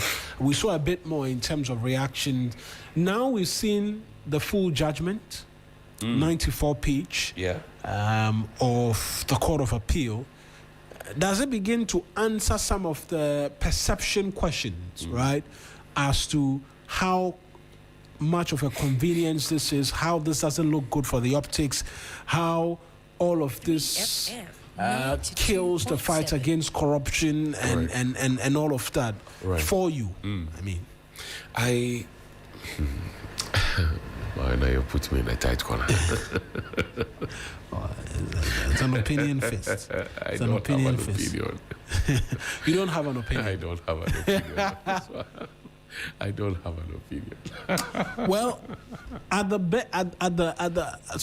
perhaps I'll proceed, right? Come through. At the heart of this is questions about what some would describe as technicalities. Right. Charge sheets being defective and theoretical argument as to whether or not the burden was properly discharged by the prosecution. If you speak to lawyers and you have lawyer friends, they will make the argument as to negative averments and whether negative averments are to be proven in court, by the prosecution. By the prosecution, or whether the accused will have to displace that burden when a negative averment should come about. Show their heads. Yes, all of these are theoretical arguments that will proceed. I've had a few lawyer friends, some lecturers who've shared opinions with me in relation to it. The basics they suggest is that the reasoning is sound. Another also makes the argument and says that, look, there will always be a reason which the court can find to justify a decision which is being made. Because even on the argument of negative averment, there are Supreme Court decisions which are for and against. I haven't had the privilege of reading those decisions.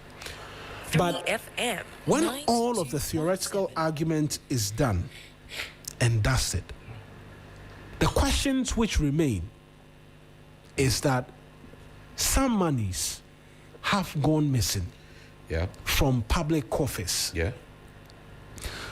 Whether Sedina Ationu Tamakloe was guilty or not will continue to be a subject matter of conversation on theoretical argument as to what should be and what must be, what ought to be, what ought not to be. But in the end, the coffers of the state has lost money. In, for example, 500,000 cedis, which was given as loan to an entity, we cannot find where the money is because as Maslow continued to write and Sedina continued to sign the letters asking for the repayment, it suggested the money was stored in the coffers of Maslow. Where is the 500,000? You see, the other leg of the conversation is this. We jailed Sedina Ationu Tamakloe. She's been given a free flight from Nevada all the way to Kewuse Navrongo and finally in Soam, and then now she walks free. The Attorney General has indicated that it is going to appeal this decision of the Court of Appeal, right? Yeah. But then at the heart of it, we must also ask how much was spent in trying to cage one person and how much was spent in trying to retrieve what is supposed to have been lost. This was done by a private, audit firm, right? Under Mr. Stephen Amwa at the time, now Dr. Stephen Amwa as Maslow head, right? Now, he was Deputy Minister for Finance, so he knows the value of money and time value of money put together. We are not talking about how much the state spent in trying to look for the money that we said has been lost. We are also not finding out whether the money was retrieved or not. We are also not finding out whether jailing Sedina Ationu Tamakloe could have brought us back the money that we were looking for. We are also not asking the question as to whether Dr. Stephen Amwa made a prudent decision with his management and his board to be able to come to a certain conclusion that says, let's go after her. What happened to plea bargain? Because it's part of our laws, right? So was it just to see somebody behind bars and all the monies that were supposed to have been spent? Conferences were said to have been held. Sensitization program. Were they held? Who was there? Who confirmed that they had been held? Who participated? All those things. So if there's evidence to prove that those things didn't happen, it means the money is somewhere. Now we spend money. We're just 2 million, right? Yeah. 2 million. 2 million. How much did we spend to do the audit? How much did Stephen Amwa spend to do the audit? Through that private audit firm. Who owns the private audit firm? The basic questions. Because the appeal court says that, the Court of Appeal says that, you shouldn't have brought this lady here in the first place. Because you don't have what it takes to actually hold her before the law. Yeah. So in that instance of the sensitization program, the Court of Appeal says that Iyoko, who carried out the investigations, when it was time to prosecute, did not bring the persons before the court to testify. It was all strictly hearsay, which was put before the court, and it wasn't proven beyond reasonable doubt amongst others. When Stephen Amwa, Ifya Akoto, and the rest were at Maslow, right? Chief Bainy's former wife, Ifya Akoto, when they were at Maslow, they were there. They were the ones who instituted the action against Sedina Ationu, right? When they went there, and they decided that, some monies had been spent which ought not to have been spent, right? What did they do? They instituted a private audit. So you take over from me, Marina. Marina, you take over from me as Maslow boss. I realize there are monies which are not. They say, sorry, John Hughes has spent monies that he's not supposed to be spending. Okay, Philip is a private audit person. Can we bring Philip in to come? Then you bring Philip in. You are looking for 2 million that is lost, right? And then you spend almost 2 million to try and look for 2 million. Does it make sense to you? In the first instance, you are looking for 2 million that is lost, and you use almost 2 million to look for 2 million. Does it make sense to you? That's the first question we have to ask ourselves before, because people are riding on emotions. So let's go on that tangent. You are looking for 2 million, and you spend almost 2 million to look for 2 million. Everything correct? Everything okay? Okay. Now, in finding the 2 million with almost 2 million, were you able to find the 2 million? Or were you just interested in caging somebody and disgracing somebody?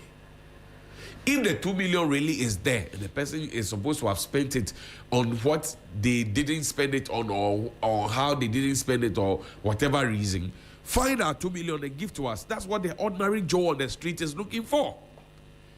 Now, Court of Appeal, High Court, blah, blah, blah, Attorney General says we will appeal. 92. Sikanu Ohi. That's what we are looking for. Sikanu Ewahi. That's all the people are asking. Where is our money? Absolutely. It's a question. A number of comments have come through. I'll start with Fiajo on Facebook, right? It says this whole Kojo Fiagbe, not Fiajo, Kojo Fiagbe on Facebook. It says this whole Court of Appeal judgment seems highly political from the angle of the bench. The appellate court judges intentionally made the pronouncement to trigger anger against the ruling. At the court of common sense, Madam Sedina Tamakloe should have stayed and proven her innocence from day one. Musa Ali Kone from Wa says that I am extremely surprised at the NPP as regards their position on this Sedinam issue. If Sedinam was freed by the appeals court, it simply means that Wontumi needs to also seek some help from the same court. But to say that because Sedinam has been released by the appeals court and so Wontumi should be released is a deficit in every aspect of reasoning. This one from Ben in New Achimota says, good morning to the entire team. Johnny, what the ordinary man will think is this. Imagine having Akufo-Addo as your president and his horrible governance for 10 years. Are we safe as Ghanaians? It is looking like politicians can commit crime, and when their party come to power, they are set to walk freely. Or will it be rational for this current AG and the convicted person to review the prosecution of the former AG who was caught on tape doing a criminal act? Time is ticking. That's Ben from New Achimota. This one from Bright K. Dravi says that, Mawina, good morning. When do all these constitutional amendments take effect? No aspect of these amendments benefit an ordinary person who queues to vote to give power to all these people. Mawina, this is dangerous for Ghana. Good morning. This constitutional amendment is going to make powerful people more powerful and powerless more powerless in our society. Ghana, he returns to right. So let us know what you think, right, of all of these matters. 053-220-0927. 053-220-0927. I'm going to read one more in terms of an opinion. It's by a private legal practitioner and a law lecturer. Sent this one in. It says, I went through the judgment this evening after reading the judgment objectively. 3 main reasons amounted for acquittal. 1, the prosecution. For 2 main reasons. The prosecution drafted 34 defective charges, all of which breached the fundamental right of the accused pursuant to Article 19. Woeful particulars of the various charges. I just couldn't believe my eyes. 2, the prosecution honestly didn't establish anything at all. It was as if they were in a hurry to secure a conviction. The state failed to call material witnesses to corroborate or establish their case. Maybe they were misled by her absence and took the whole process for granted. 2, Iyoko did an extremely terrible job. most of the matters they testified to were hearsay. They didn't conduct any investigations into material matters. 3. Justice Sewa Saribotri. She erroneously shifted burden onto the accused to prove matters which she had denied, and most importantly, which were not proved beyond reasonable doubt by the prosecution. In fact, there were instances where the prosecution witness made unequivocal admissions which endured to the benefit of the accused persons, yet she ignored all of them. She, in essence, was asking the accused persons to prove the negative, and she did same thing with Ato Forson case and was later overturned by the Court of Appeal. As for this one, I have little to say to challenge the judgment, he says. And those are a bit more in terms of details, right, to the ruling of the Court of Appeal in relation to the matter. We have an all-important conversation for you right now. It's 25 to the top of the hour, and we're talking kidney-related matters and kidney guard, right? I can say I've been joined in studio by Amos and Sandra, who are Masters of Development Communication students at the University of Media Studies, UNIMAC. Yeah. Our GIG. Our GIG, actually, because yes. But it's okay. It's okay. Amos and Sandra. So they are doing health communication, right? Yes. Development communication. No, but there is health communication. We did health communication. First degree, there was an entire program dedicated the doctor from Kwabre. Ladies and gentlemen. Is it the same person teaching you? No, please. Get to the mic, get closer to the microphone. Yeah, it's not the same person. You have to speak boldly into the microphone. Okay, it's not the same person. Honestly, this semester we are not even doing health communication again. Okay. So why have you come here? Okay, so get closer to the microphone. Okay. Move your chair forward. Don't be scared of it. I'm scared. So the course for this semester is communication for social change. Right. Yeah, and so when we think about development, mostly we think about the economic key indicators like infrastructure, GDP, and the rest. But this particular course seems to focus on the social aspects of development, and so that's the reason why we are here today to talk about this initiative. And why would you think that this is very important? Because you think a lot of people are doing things that are injuring their kidneys? Thank you. We're not talking about the kidneys that are sold on the kebab stand. Yeah. No. We're talking about human kidneys. Yeah. Yes, all right. Good morning, Johnny and Mawena. We are very thankful for having us in the studio. So we, as a 7-member group of the offering development communication, chose to work on kidney. We are not offering.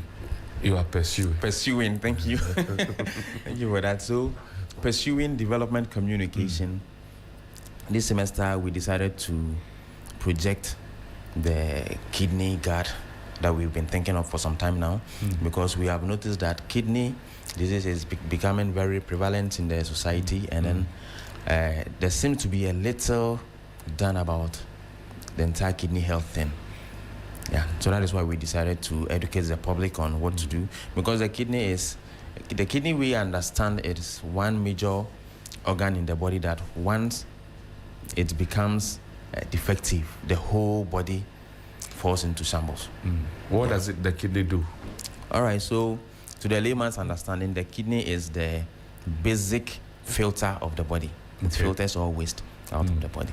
So once let me just use the colander for example. Once it gets clogged, automatically the whole body becomes unwell.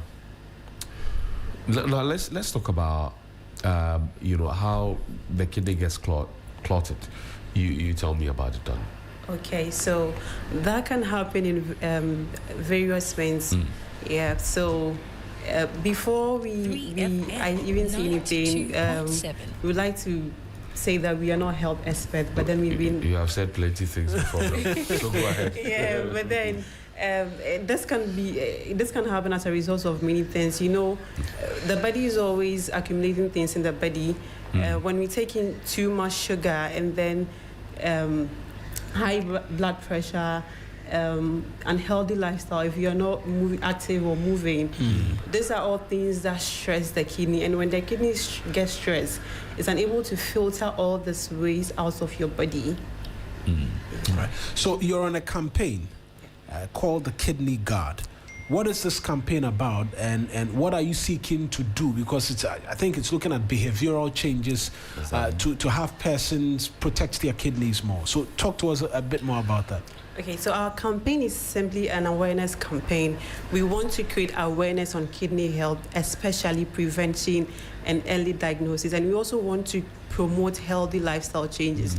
And so we've been doing this with the support of medical experts, because we don't want to put information out there that isn't true. So we've been doing this awareness campaign.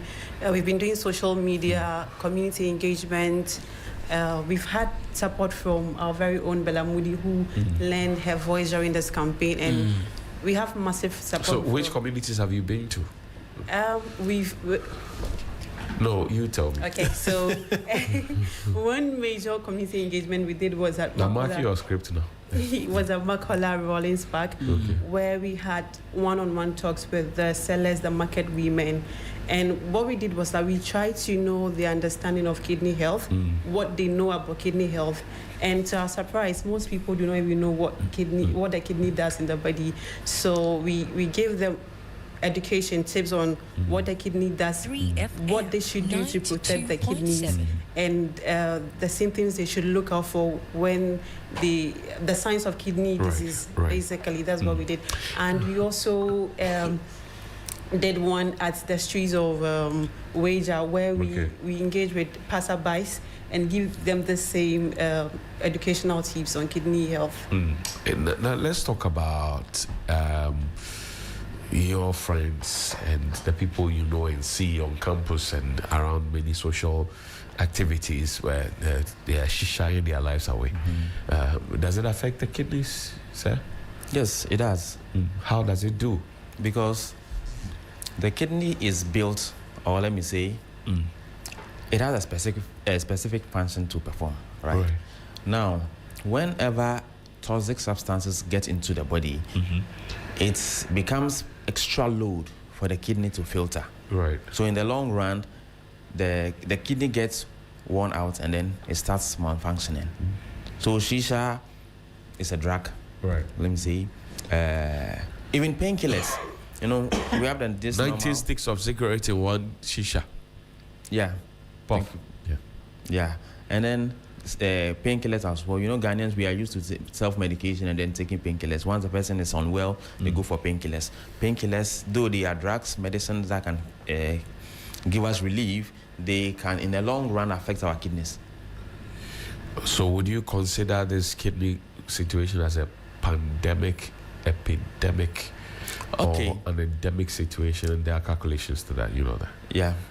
You see, to some extent, let me focus on the mining communities.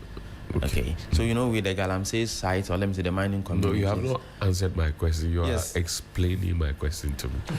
Is it a pandemic, epidemic, or an endemic situation? And there are calculations to it. Yeah, so from a health com perspective. Yes. So actually I can't give you exact figures. All right. But then I know it is very prevalent in the mining areas. Right. And why is that? Because of the chemicals they use in these areas. Yeah. I don't understand. You know, in the mining communities, there are a lot of chemicals like the cyanide and all those they use in blasting. One way or the other, once it's their water and food substances, food gets contaminated, they take them in and it becomes hazardous to their kidneys. You wanted to add on to that? Yes. Okay, go ahead, please. Well, as to whether it's a pandemic or not, we can't tell. Epidemic or not, we can't tell. But one thing for sure, we know that before this initiative, we did the research, and so we realized that the numbers, the cases of kidney disease being recorded is high. As where did you research? Oh, this is confidential, but from the data... No, you're not going to mention names. Where did you research? From the Ghana Health Service database. The Demographic and Health Survey? Yes. Okay. Yes, I got that total... Which is calculated every 10 years. Yeah. So which version did you pay attention this to? one is the annual one that the health service users work with. Okay. They do annual evaluation. And drawn from which hospitals, please? With that, I can't mention because it's from a very confidential source. This information is... You're not mentioning names. My listeners want to know. Yeah, this is from this database is for all health workers. Okay. I think they have a database that all health workers use in all hospitals. So this particular one is not coming from just one hospital. It's cases that has been recorded from all hospitals across the regions in the country. Yeah, so as of last year, they've recorded 31,500 cases of... and when was this report published? As to whether it has been published, we can't tell, but we did this research because we don't want to use online sources, so we want to get the real data. As on real numbers Did you also find out how many dialysis machines, for example, that we have as a country, if we're mentioning 35,000 new cases over a year? Well, our campaign is focused on prevention and early diagnosis, so we didn't really look at that aspect because we don't even want the people to get to a state where they... Beyond the 35,000, you don't want any more people to... So you're focused on prevention. Yes, early detention, yes. All right, so to your question about the dialysis machines. Yeah, so I interacted with a health practitioner because I took my cousin to the dialysis center. Right. He's even late now. Oh, so. He's late. So I interacted with this health personnel, and this lady was feeling very reluctant to give me numbers. I don't know if it will have implications on her career or not. But then she was bold enough to tell me that they don't have enough. Yes, and from what I witnessed at the dialysis center myself, I don't think it's enough. Because when the dialysis conversation came up at Kolebu under the former CEO, I took trouble to take about 60 people through the tests, brought receipts, 12-year-olds, 8-year-olds, 35, 28, different age ranges. And Kolebu insisted that, we had not increased the rates. Kwamna now Minister for Health was I think at the time he was ranking on the health member on the health committee. He went there and ascertained, and they had to, reverse the trend. It was 380 Ghana cedis at the time approved, then shot up to about 700 and something Ghana cedis. I paid for it personally for people to go through. Then I showed the receipts here on the screen behind you. So I'm very conversant of the conversation. People have to queue from 4 a.m. Stay there for the whole day, wasted day, before they could get maybe 2 hours or 1 hour on the dialysis machine for their blood to be hit. So take care of your kidney. But what can we eat to make sure that our kidneys stay healthy? What have you learned? Well, with that, during the whole initiative, we advise, because we don't have expertise when it comes to but you have been told something. Yes, we have been told what something. Have you been told? So we had to stay away from fast food. There was this trend of rapid check and all those. The loaded fries, the shawarmas. Loaded fries too. Yeah. Oh no! I'm not. Loaded fries. Lord Amwate will not be happy with it. Loaded fries. He likes loaded fries and pizza and all those things. See, those are all the junks that we are not to stay away from them completely. But I think moderation is key. Okay. People tend to feed on these things daily. Right. Without any healthy options. These are all junk food that we should try to limit the consumption. How much water should you be consuming in a day so you make sure that your kidneys are healthy every way? At least you advise to take 3 liters. That's the least. 3 liters. 3 liters per day. So like 6 sachets of pure water. That's 3 liters. 3 liters. Okay. If you can afford the bottled water too, it's better. That's fine. Must you exercise? Yes, very important. The body in general needs exercise. Okay, not excessive exercise, but then it's something that should you go to the gym, or can you run on your own? Can you jog on your own? You can run on do push-ups. What? Yes, you can do push-ups. I do push-ups every morning.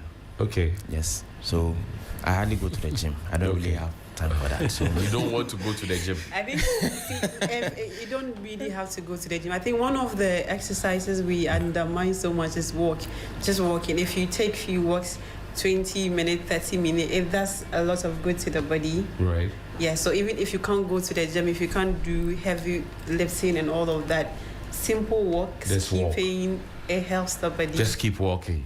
Yeah. You'll be walking without nobody chasing you.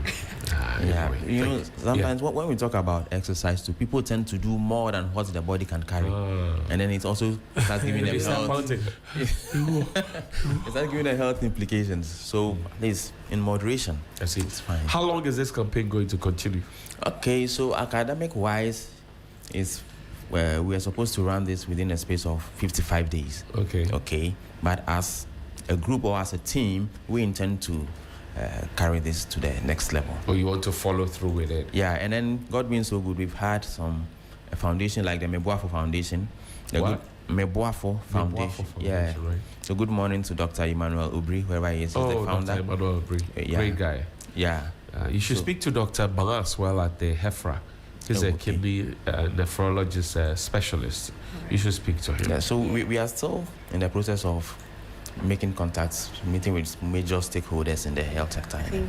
A lot of people are willing to support this initiative. The medical experts, NGOs, even some individuals on our socials, we've had people asking how they can be part of this initiative. Right. And so from all of this, we want to take it to the next step. It's not going to be just an academic stimulation. We want to take it further, even after school. Who gave you the assignment? Dr. Odu. Dr. Daniel Odu. Dr. Anka Odu. Yeah. Okay. All Solid lecturer. Regards to him, Dr. Anka Odu. Yeah. Fantastic gentleman. Right. Are your kidneys safe? Well, you have not checked. No, I have checked mine. It's advised. It's advised that you check from time to time, and at least once a year, just to know that you're safe and you're in good hands. Each time I've had a broken heart, I've lived on my kidneys.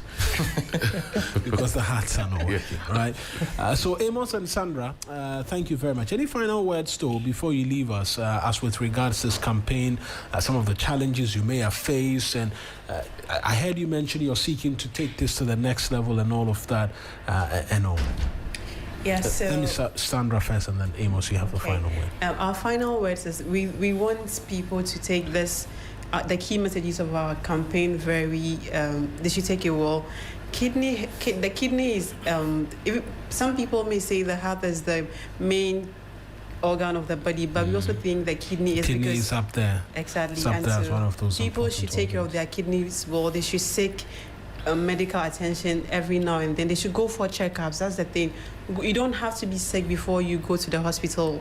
Once in a while, go check your sugar levels, your blood pressure.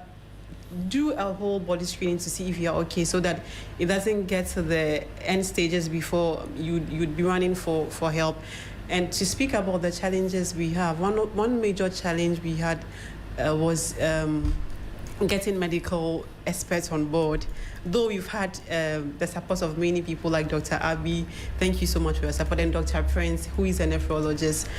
A lot of the media medical practitioners were shy to be on camera to speak on social media regarding the issue. So that's one key challenge we also experience. Right, Amos. Yeah, thank you very much. So one important thing that I want everybody to know is kidney or chronic kidney diseases doesn't have warning signs. They just happen. And then it could be generic. All right? Yeah, so sometimes you might think you are living well, but then there might be traces in your genes. So it is important that everybody gets checked, especially diabetics and then those suffering from high blood pressure. Yeah, so we don't wait for it to start shouting, help me, help me, help me. If you know you have a family member who is diabetic, please take action. Thank you. Most certainly. Amos, Sandra, appreciative that you could join us in studio to have this conversation, and I wish you the very best in the line of work that you're engaged in. And all the best as well with school. Very important. Yeah, thank you too. We are grateful for this opportunity to carry on this initiative and to create awareness. Fantastic. That's Amos and Sandra, all students of Unimac, Development Communication students at Unimac, joining us talk campaigns, right, towards kidney disease and how you can prevent, amongst others, kidney disease. Ladies and gentlemen, thank you very much. You usher us kindly into sports. 5 to the top of the hour. Is it 6? Yes, 6 minutes to the top of the hour. Oreku Ampofo is on standby. He'll get us into the very latest from the world of sports.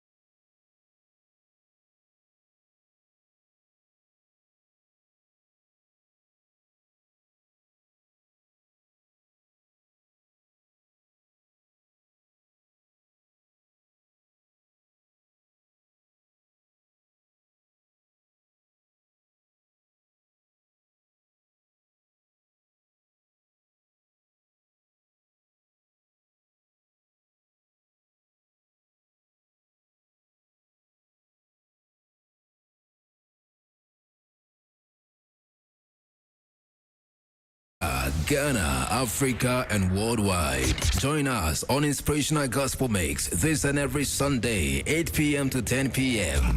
Get ready for the revolution.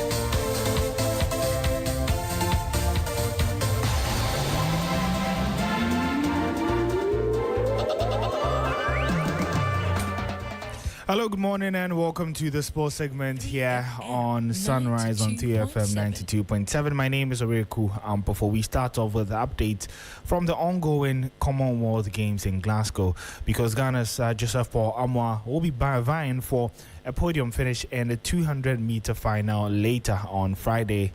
Amwa, who was a bronze medalist at the 2022 Commonwealth Games in the 200-meter event, took first place in the semi-finals with the time of 20.24 seconds. Despite Amwa punching his tickets to the final, his Ghanaian compatriots Mustafa Bokpin and James Darcy fell short, recording 20.65 and 20.52 respectively. Following the conclusion of the race, Joseph Paul Amwa expressed his excitement on reaching the final of the event. I feel good. I've been preaching round by round. We're done with the first round, semi-finals, and I had a pretty tough lane draw.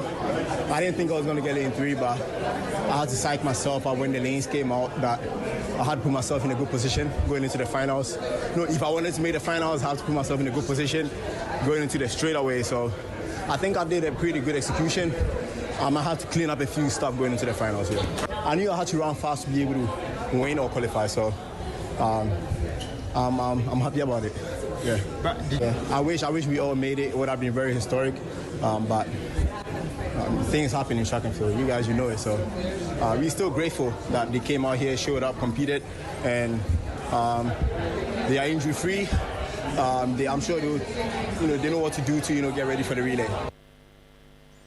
And so that was Ghanaian sprinter Joseph Paul Amwa. Meanwhile, Cameroon's Emmanuel Eseme's dream of securing the sprint double faltered as he came fourth in the semi-final of the same contest as the 200-meter event, posing a time of 20.32 seconds. Eseme had clinched the 100-meter gold in record-breaking style and was hopeful of adding the 200-meter title. I feel good. I've been preaching round by round. Just like always, I was just going to have fun. I like the 200 meters so much. It's very unfortunate that I didn't make it to the final, but I leave very happy. I leave satisfied. I put in a lot of work for all of this, so I can beat myself if I didn't make it. So I'm okay. I'm okay with it. Well, I wouldn't say it's very different. I'll just say it's consistency. It's something. It doesn't come after one day of work or after 1 year of work. It comes after a long period of time. So I've just been consistent on my training sessions, on my acceleration sessions, and I think it's paying off. That was Cameroonian sprinter Emmanuel Eseme. But we still stay on athletics, where Nigeria's Toby Amuzan finished third in the 110 hurdle final, clocking a time of 12.60 seconds. The hurdler finished behind Bahamas' David Charlton, who won gold medal in 12.33 seconds, and Jamaica's Megan Simmons, who secured silver with a time of 12.41 seconds. Reflecting on the race, the Nigerian expressed her disappointment. First, glory to God. Going into the race, I had one mission in mind, and that's to get the gold medal. But things happen, and I'm not one of those athletes to give excuses. I'm just thankful to have gotten a bronze medal, and looking forward to the rest of the season. It's all been good, and hard work, dedication, and being disciplined, and knowing what I want in the sport and my goals are the things that actually wake me up every day and keeps me going. Pretty much.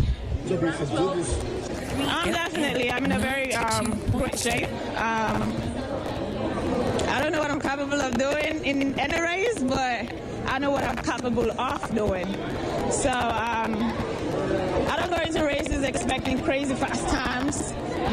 The goal is to execute, and I might not have executed the best final today, but I'm just thankful I was able to come out here and get the win, the bronze medal.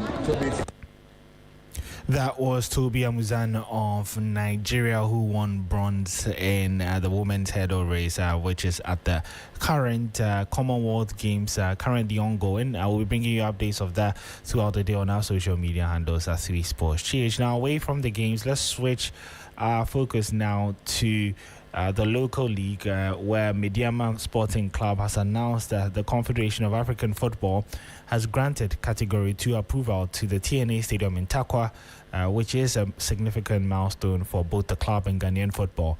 The reconstruction of the Takwa and Abosso Stadium was financed by Goldfields Ghana Foundation at a cost of more than $60 million before it was officially handed over in August 2024. The approval follows a comprehensive inspection by CAF Stadium experts and paves the way for the venue to host selected continental competitions for the first time in its history. We still stay with the move in yellows, and newly signed forward Emmanuel Ano has been speaking after joining the club. Oh, it wasn't difficult because 2 years ago I almost came here, but that move couldn't happen. So this time I had to receive the call, so it wasn't that difficult. First, I have to bring the teams on first. First, I want to see the team in a better position, always to be at the top. Okay, because that is why I came to meet. The team is always at the top. So I have to keep the team at the top. And then in terms of goal scoring, I want to score a lot of goals because I love scoring. I know how it feels to score goals. So I want to score a lot of goals, and then we will be unstoppable. Yes. Yes. Well, that was Emmanuel Ano, formerly of Nations FC, who is now with Mediama Sporting Club. But let's do some more here, where former Ghana international Lai Kinson has outlined 3 main problems that needs to be fixed in order to elevate the standard of football in the country. 3 things that I would tell them. 1, develop your players very well.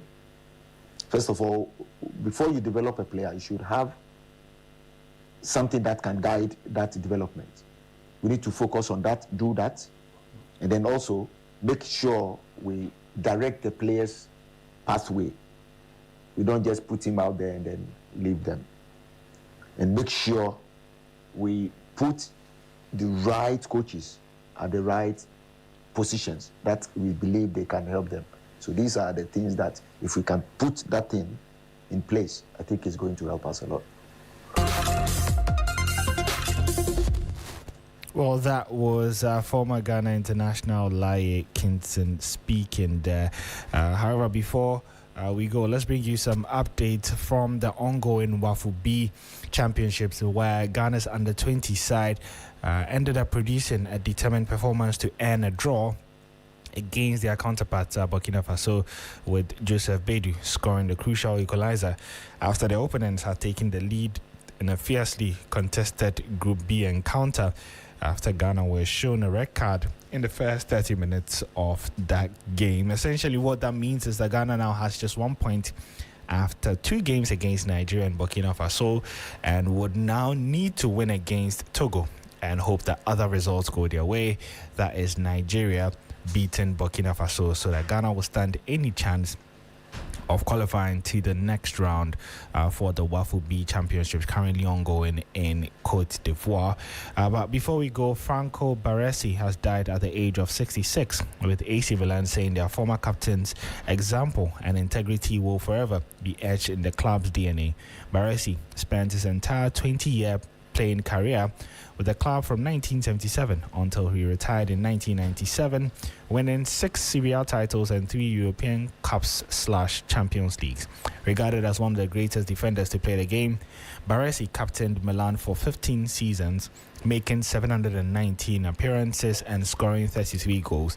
He was capped 81 times by Italy and was part of the squad which won the 1982 World Cup. He played and was captain in the 1994 final, which they lost to Brazil. In 2020, Baresi became honorary vice president of AC Milan, with the club retiring his number 6 shirt 4 years later. Well, may so rest in peace. My name is Oreo Kampofo, and Sunrise continues right after this break.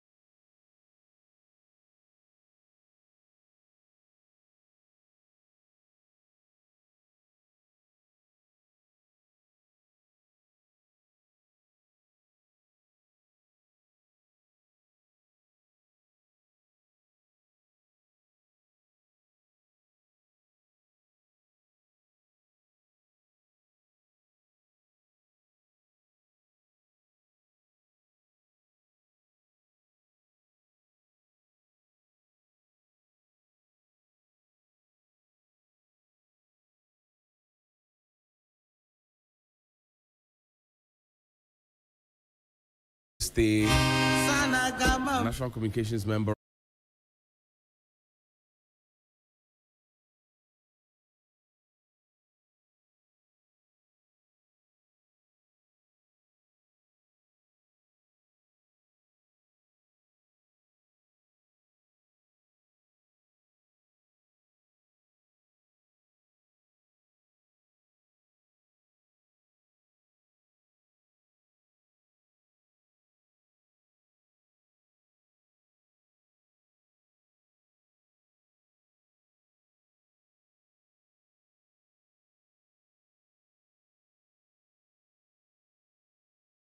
Okay, but not on the ticket of any party. No. I mean, aside that, but he can run independent, can he not?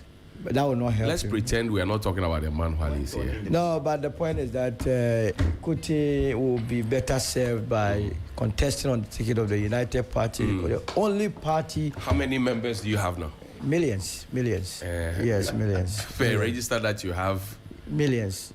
And we are contesting election 2020 from ground zero, all of us. Nobody has any votes anywhere. Nobody has been assured of any votes.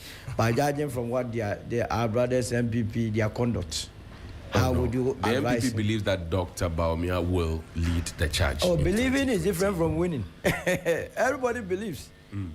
When we were growing, a lot of people believed they will be millionaires and billionaires. Now they are struggling to make ends meet. I see. So you can believe, but as to whether or not that belief will translate into actuality is another matter altogether. Dr. Thomas Anaba is also the Member of Parliament for Garu. He used to be in charge of all things medical at the Accra Regional Hospital. Now he legislates and talks health. He's not cutting people up these days. I'm talking less. You are talking. Anyway. And then my private life in family, I think I was talking a lot. Right now, I have to measure what I say. Once I've aimed the honorable title, I have to be measured. Everyone to be dishonorable. Use the mic for me, please. Yes, and be more accurate in what I say. Right. I think I talk, but not so much like before. Good morning. How are you doing? Good morning. I'm doing well. I keep coming on your WhatsApp, your Facebook page. Let's watch it, and then people will come and comment. Rice Master. What's going on? Well, I don't know. Rice Master. Hey, no, I've not mentioned your name. Please, I have not mentioned your name. Oh, but the Rice Master. Solo. Please. Let's begin from let's watch it. Let's watch it. I'm interested in the Rice Master. No. You cannot have interest. No. I am not. Okay. I want only your mic is active. Only your microphone is active. Everybody else's microphone is gone. Let's watch it. Yes. Where from that? Well, I think by this. Somewhere in between 2009 and 2014, if you were my friend on Facebook, you will see I write "We are watching." Right. So after we, I transited to the MPP. Right. I changed it from. You transited from where? Don't gazump the man, please. No, we must get the Hello, gentlemen. Gentlemen, can we allow the man to die before we bury him? So I changed it to let's watch it. Okay. Because I write. So at the time you were watching. Yes, okay. the space. Now I am calling everyone to say let's watch it. Yes. Okay, yes. I see. Well, I think I've seen a lot of people write that. Some the Rice Master thing. Well, I took Rice to join MPP. Yeah.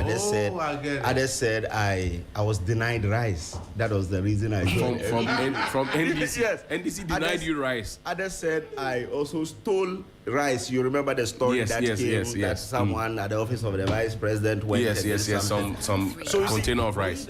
Everyone, I don't know. I have never even worked at the office of the of the vice president before. You understand? So You see, when you are really punching, a lot of people have issues against Stones and sticks are thrown at the fruit-bearing tree. The days that you were doing Johnny's Bite, we all have a lot of the issues against you. I was even yesterday, Richard, I said I'm NDC. You understand? Because I asked him a question that he could not answer. So usually, yesterday. Usually when you punch, people when they don't have, I don't have any skeleton. I have been in politics for close to 20 years. Right.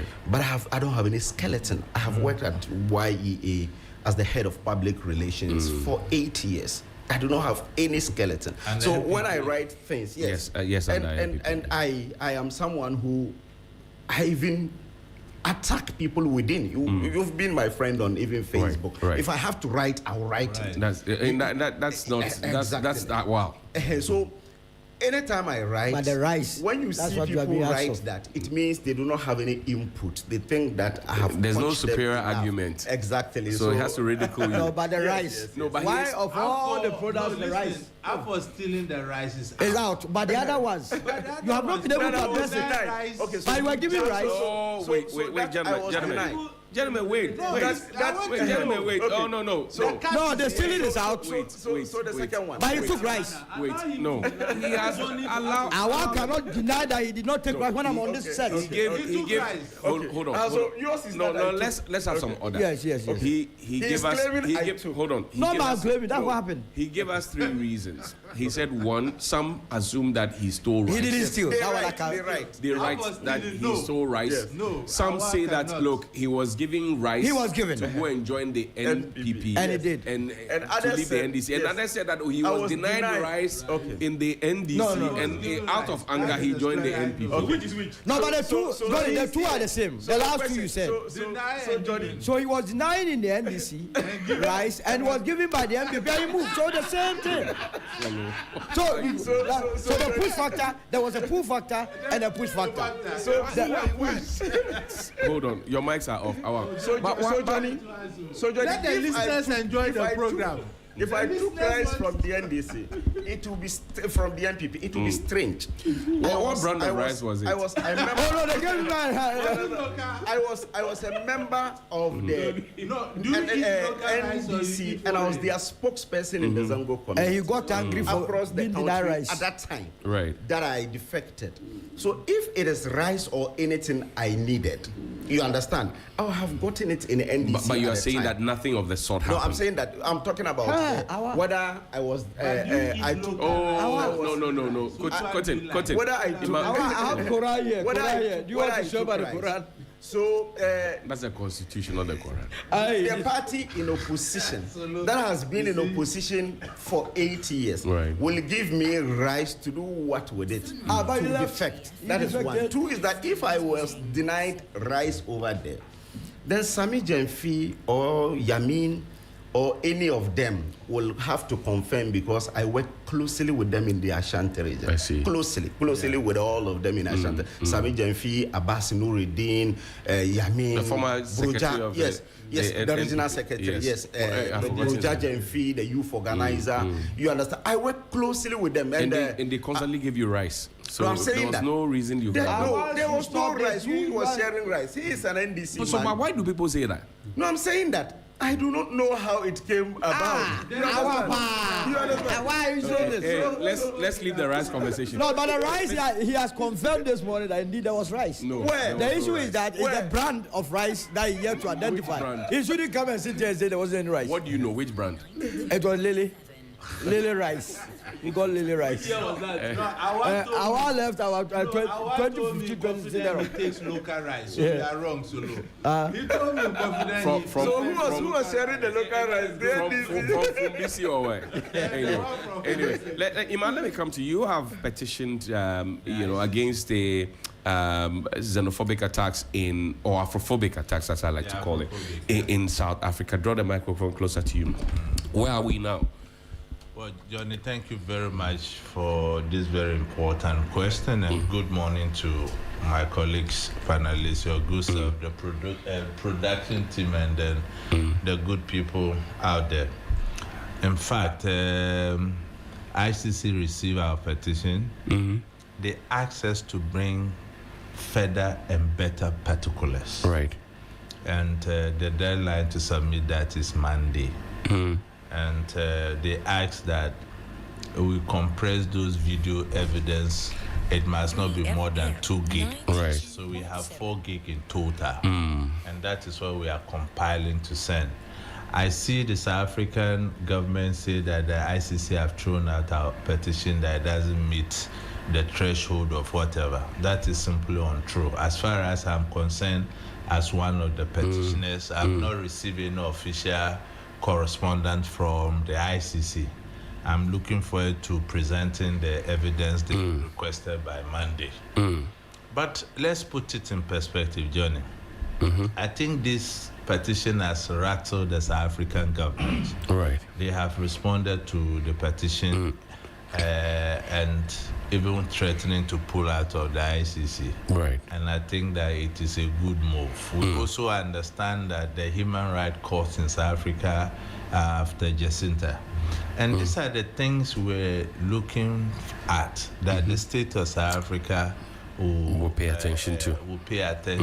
But it looks like it was the reverse, where you see police personnel escorting these anti-immigrant groups. Seemingly joining them and having chatty, happy conversations with them. It's just, and you see, the solidarity of us as Africans is at stake.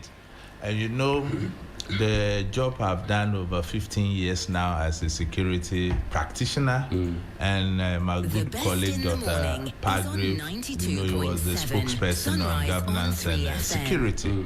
We are afraid for Africa that if punitive measures are not brought to bear on the state of South Africa, other African states may take the law into their own hands, and there may be reprisal attacks. And that will not augur well with our collective effort of Pan-Africanism. You are because I am Ubuntu. And it came from them. So I think that the South African state indeed has not helped the cause of Africa, being the biggest economy in Africa.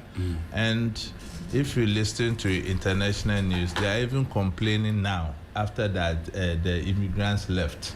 The South African youth are simply not trained for the jobs, and they feel that it's their country, they must get the job they want. You understand? And it's having a serious toll on South Africa now. And I was not surprised when Donald Trump imposed tariffs on South Africa, and now they are complaining about the effect of that tariff. But the bottom line is that, Johnny, education is the foundational values of every society.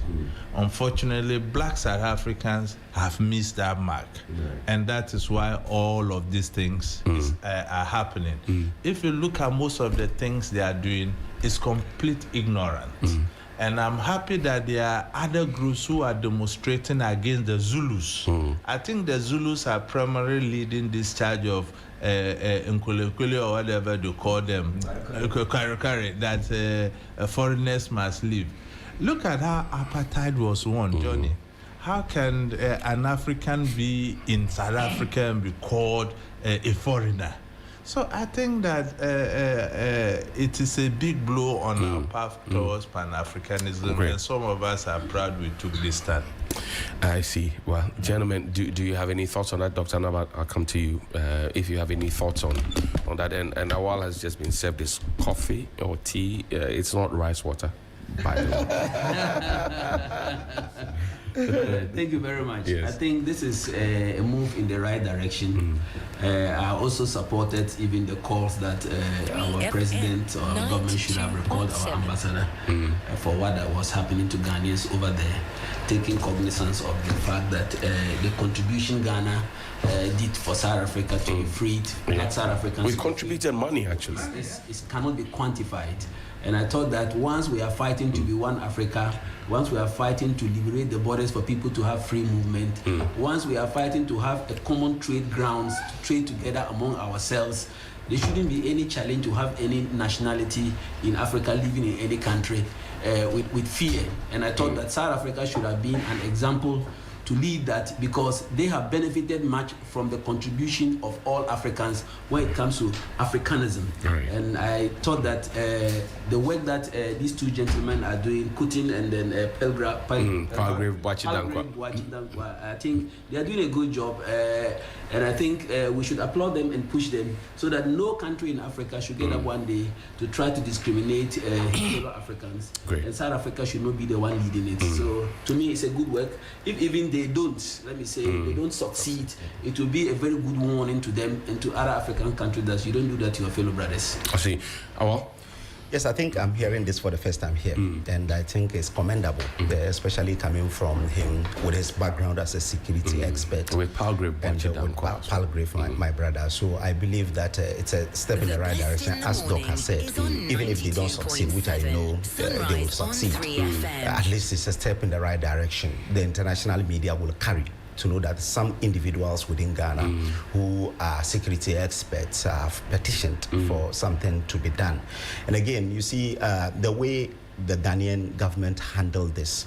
I think in the initial stages, I was extremely happy to the extent that I was commending Okudzeto when the news broke that the South African president wanted to come to Ghana and we denied him. I said that was superb until Felix came with his excuse that they had only postponed it and so on. Ghanaians generally were happy when we heard that, because we knew that at least the basic international relations that I have read, the first thing you do in situation like this is you write a letter. You write a letter. Okudzeto did that. You invite the ambassador. That is the second step, right? He did that. He invited the ambassador. Then the third one was for him to recall our ambassador to listen to him. So the fourth one should have been the boycott, which we did. But unfortunately, they didn't manage the optics. I believe that because Nigeria did that in 2019 or so. Right. Nigeria, they didn't even write any letter. They didn't recall. They went the buga buga. Yeah, there was a summit, the Global Economic Summit in South Africa. They pull all their reps from the summit. And when the president said he wanted to visit them, they said no high-profile person will visit Nigeria. And Buhari also. And they had to go with people to even beg before it happened. So I was waiting for the fourth one to happen for them to know that, but at least if for nothing at all, we were able to really manage it well, to the extent that today they are blaming Ghana, that Ghana is leading all these things and the things were not really happening the way it was supposed to happen and so on. And I think their step is adding up to what this country has been able to do over the last 6 months or 7 months on this. So look, Johnny, I think when this whole issue of Afrophobic attack. I don't want to call it xenophobia. It's Afrophobic. Africans beating and killing Africans. You had an interview with me here, and you remember what we discussed that day. I was clear in my mind that after 2026, there will be nothing called Dudula or Afrophobic attacks. Let them go. Yes. Go back. I go back. It will never happen in our history, because you see, the South Africans made a mistake. They have been doing it with Zimbabwe, Mozambique, Nigeria, Malawi, and they thought it was business as usual. They didn't know the influence that Ghana holds or wields in the Committee of Nations when it comes to Africa. So they tried something small with Samoa. Right. And then, since then, their lives have never been the same. As we speak, South Africans are on the street demonstrating against Dudula. That you have taken our businesses away. We don't have. Now their own people are demonstrating that the Africans must come back. Must come back. As a result of what Ghana did, now they are even offering free visas to other African countries, with the exception of Ghana and what? To go and do what? To come back. Look at that. There was no problem. It should be reciprocity. Also ban them from so I listened to the Foreign Minister Okudzeto, and he was spot on. Now it has not been official, but if they make it official, we also do it here. After all, what is so special about South Africa that we have to worry ourselves? Trevor Noah, that's CNN. Yes, Trevor Noah. You know, he has started doing this marketing for. He does it every year, trying to people to South Africa. The levels of insult on him I can't imagine. My own trouble, no. Oh, no. Now it's terrible. I don't think... his mother is South African. Yes. Yeah. Now, he has been doing that, and he was succeeding over the years, wooing people to South Africa. This time around, they are telling him that he must put up a disclaimer that blacks must not be part of this advert, that you can never be assured of your safety. So to that extent, I associate myself with what Kuti and Pagre have done. Remember, we had, together with Apia Danka, we had already petitioned CAF to remove Patrice Motsepe from office as the CAF president because he does not represent the true intent and purpose of the Africa. What do you think of Cyril Ramaphosa? He worked here before. He was brought up here in his youthful days. But he doesn't seem to be he's only speaking in the final days when the chaos had already happened. No, because they took it for granted that it was going to be business as usual. They never anticipated the response that Ghana is giving. Again, we have also petitioned that Wamkele Mene, Wamkele Mene, after boss, he must not even wait for us to push the agenda. Because he must leave too. He must, because you see, what has he done? You are a South African. You are representing the Africa Continental Free Trade Area. He must know better and leave.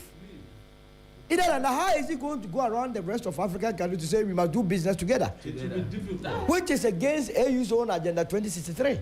It's difficult. You understand? So some of these things, yes. You must only come out to condemn what is happening. And leave as well. You see, it doesn't represent how are you going to be welcome?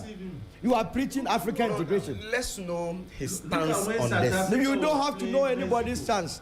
What we are saying is we're supporting Mexico. That's true. That's true.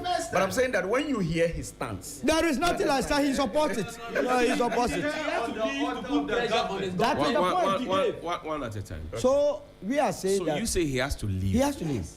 To preserve. No, you support that? No, he has to. So that. But what has he done? How are we going to? You are a South African. You are saying we should take our business out. And how am I going to export items? One at a time. One at a time. How am I going to export to South Africa if I'm a businessman? Yes. How am I going to keep my shop, keep my warehouse in South Africa if I'm a businessman? Yes. You are saying I should leave. What are you here doing? Calling people to trade together. How is it? Trade with your country. You better leave. You better leave. Because I can't do business with you. You see, there's no free movement. Why are you taking the mic? No, wait. I'm not taking the mic. You shifted it. The man didn't finish. We share the mic. The man hasn't finished speaking. You we know you have written a petition. He has lost the moral grounds to hold that position because he's there on the altar of his government. Yeah. If you know how this thing play out, if the South African government didn't support his application, he wouldn't have gotten it. Absolutely. It's through the diplomatic side. Exactly. They come into this. He even lobbied Ghana. He lobbied Ghana to get that position. So he has lost the moral ground to still remain there. So when Kilemene has to go, he must go. And look, let me supply what this will his children eat? Yesterday, South Africans were in darkness. Yes. Mozambique has pulled the plug. They have to. They don't have light. They will have to. And do you know the little state of Lesotho gives Africa water? Okay. You don't know that? And they feel they are living in an island. I think that Africans must come collectively and make the South Africans feel the pinch of their They are already feeling it. so that no single country can ever contemplate of doing anything. South Africa is already feeling it. You go to Oliver Tambo Airport, it's now empty. Now their foreign minister is complaining. Tourism has reduced significantly. Businesses are relocating. Yeah. Now they know the power of Africa. Of all the products that they produce, they sell about 80% to the African continental area. Right. So why must we be the ones begging them?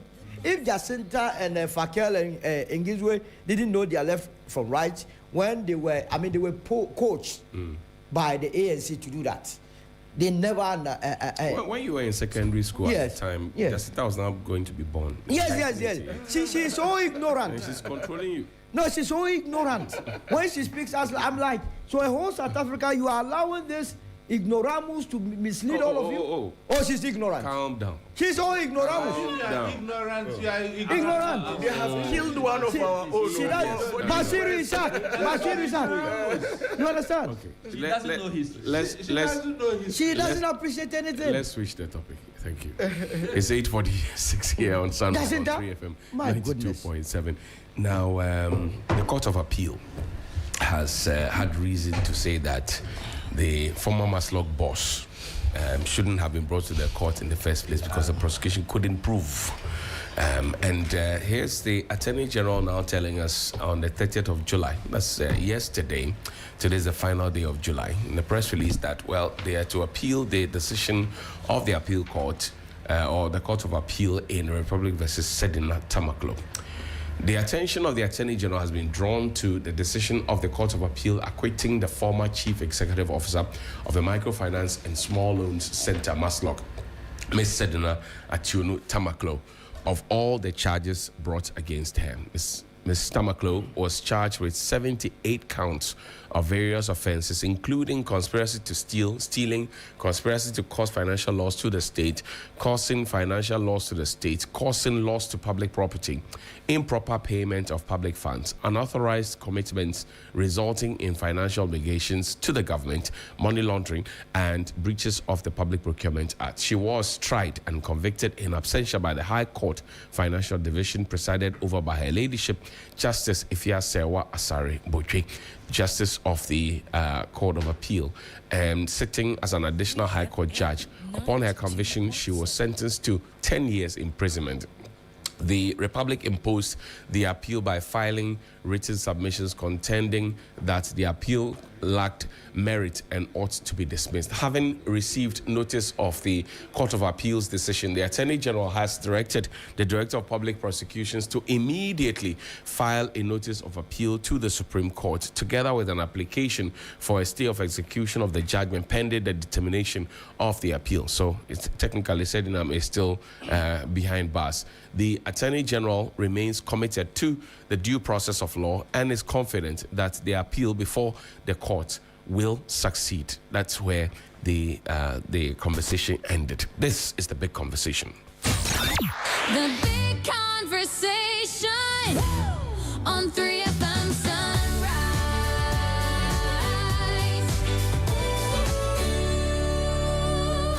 Well, now, let me begin with you. This was a matter that was instituted by the government under which you served. Yeah. Attorney General Godfrey Dame, Alfred Chia, and then also Ms. Dapa, Asonaba Dapa, who are the Attorney General's department. Yeah. They brought this against it. The High Court upheld and jailed Sedina in absentia. Now the appeal court is saying that you got it wrong.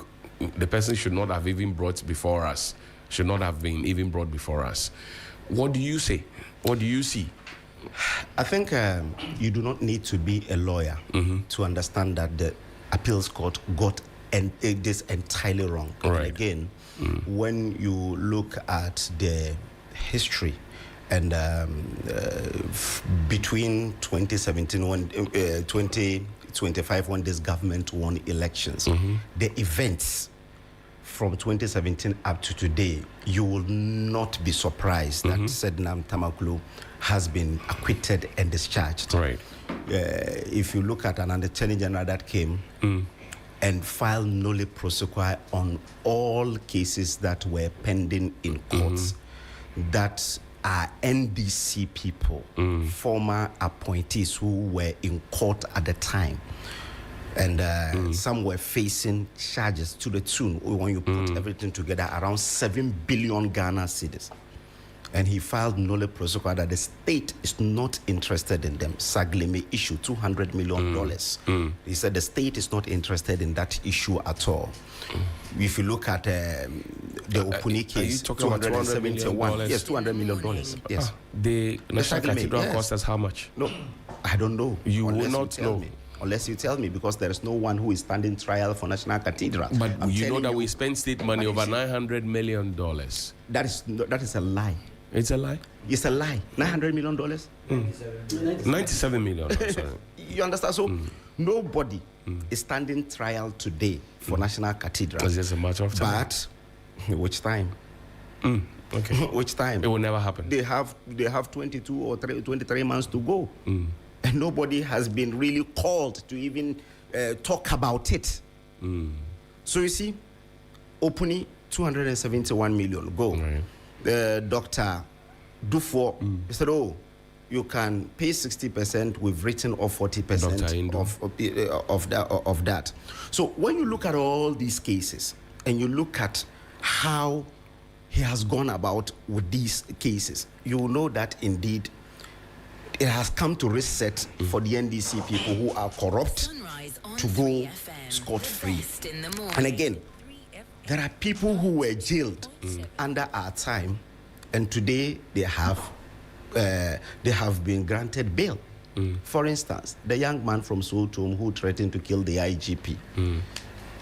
The NDC, after they came to power, just within 2 months, they got bail for him. But granting bail doesn't mean that the matter has ended, has it? So when the person goes and seek for bail, and pending the determination of the appeal, and the appeal went into comatose, what is that? Abu Kapele went to jail.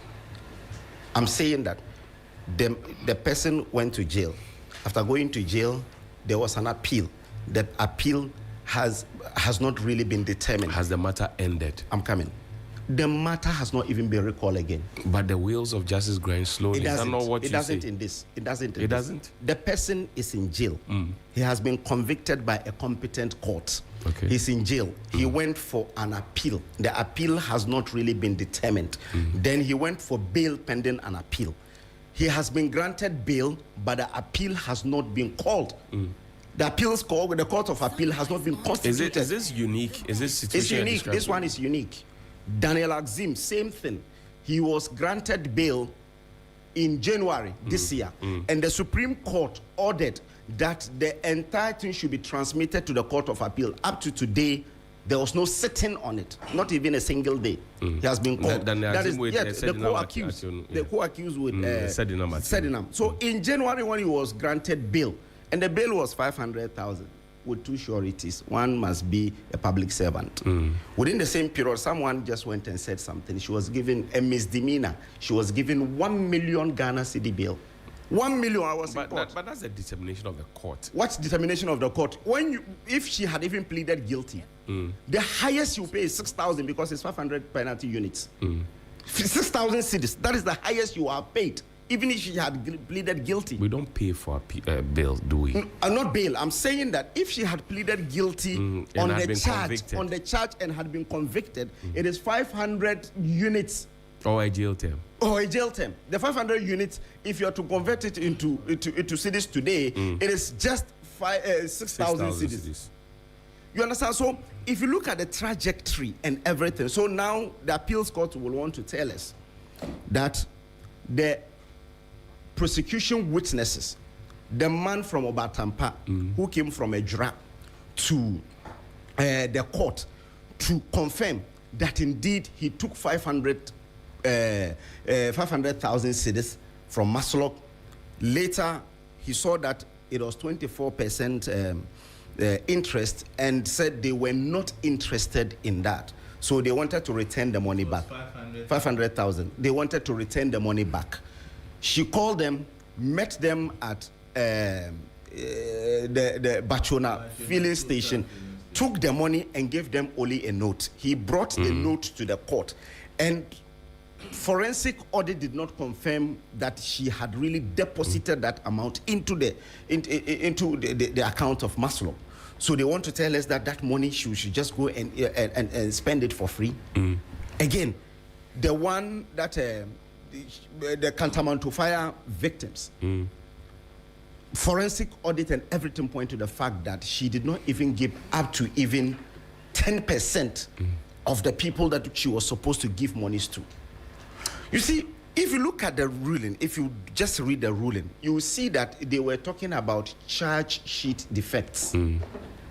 It doesn't take it away from the fact that are you going to join the appeal against their freedom? Because the Attorney General says that we have asked for a stay of the execution of the ruling of the Court of Appeal. She's home now because she's not. The court. But how do you come to a conclusion that she's home? Has she been filed? No. Has it been filed? It was filed. But the thing just came out. It was filed immediately. Yes. Okay. The thing just came out yesterday. This is just a charade. Because you see, if you look at even the defense of the Attorney General, I think it's on the page one of the thing. They said even the particulars that was used by the Court of Appeals to do it was not the entire particulars that was used to even convict her from the High Court. So it is a shoddy work that was done by the Attorney General. It is something that we predicted a month ago in Parliament. Bafo, the MP from Asia South, said this, that when she is presented before the court, it will be overturned. And it has been overturned. Now the question is, Daniel Axim, is he now free? Because but there was nothing on him from the court, so you cannot assume that he has been granted bail. Yeah, but bail doesn't mean that the matter has ended. And after he was granted bail for 6 months, the Court of Appeal was not constituted for him for them to even hear his case. There are people who have taken me to court, and the matter has traveled beyond 2022. No, it can travel 20 years, but not in this case. It doesn't. No, it can travel beyond 20 years, not in this case. So it doesn't mean that the matter has ended. I have been a court reporter for 3 years. I did 7 years. So I know these things, and I'm telling you that. You know it as how? I know that the matter is granted cases bail can travel for 20 years, but not in a case where someone has been convicted, the person has applied for bail pending the determination of the case, then for 6 months, the Court of Appeal has not even called the case. What's your understanding of a cold case? Which one? When you say something is a cold case, what is your understanding of it? I don't know. Because I'm surprised that you are assuming that once somebody has been granted bail and the court has not summoned the people to appear before it, or the court has not been called to order for 6 months. He has been granted bail. He filed for an appeal. The appeal. So your problem is that for 6 months the matter has not been called. Yes. That's why, and you think that this is someone who has served 2 years in jail already. And you think it smells fishy. But is it not fishy? Okay, all right. Is it not fishy? Doc, why is your government doing that? You have given somebody bail. You are not asking the person to come and answer for. Why are you doing that? Is the person still in cells? No, the person is on bail. He's home. Yes. Right. That's even, they say you must prove beyond reasonable doubt, or else you presume that the person is innocent. The person has been granted bail. Use the microphone too. We have had people in this country. Draw the microphone closer to you, please. We've had people in this country who have been granted bail, but they were in prison for so many years. My brother Gregory Afoko. He was not in prison. Gregory was in remand. It's more than prison. And he was granted bail, and he was still kept in jail by the administration under which you served. Under your watch. Under your watch. So is that the right thing? That you see. Why did you promise a reset? You didn't speak up like this. Why the reset? You kept quiet about Gregory. Why the reset? His brother was a former chairman of your party. You kept quiet about it. Meda. The case. He was granted. He was exonerated. Alleged. Please, alleged. No. Yes. No. You see, alleged, and even a judge who understands the issues better than you, who has been trained to adjudicate, is telling you that the man should go on bail and perhaps be coming to court until they conclude. You refuse and lock that man for how many years? 10 years. You punish that man. Even if he was to go to jail for murder. Propaganda this morning. And I'm not being. I'm talking about Johnny. He said for 10 years. I'm asking. I asked the question. How many years did we? I asked the question. I said 10 years. You see, what I'm worried about this case is that. You came with the propaganda clothes on, eh? What I'm worried about this case is that our judges in the judicial system have to sit up and give some amount of clarity and confidence to rest. The reason is that this is a court, the same judicial system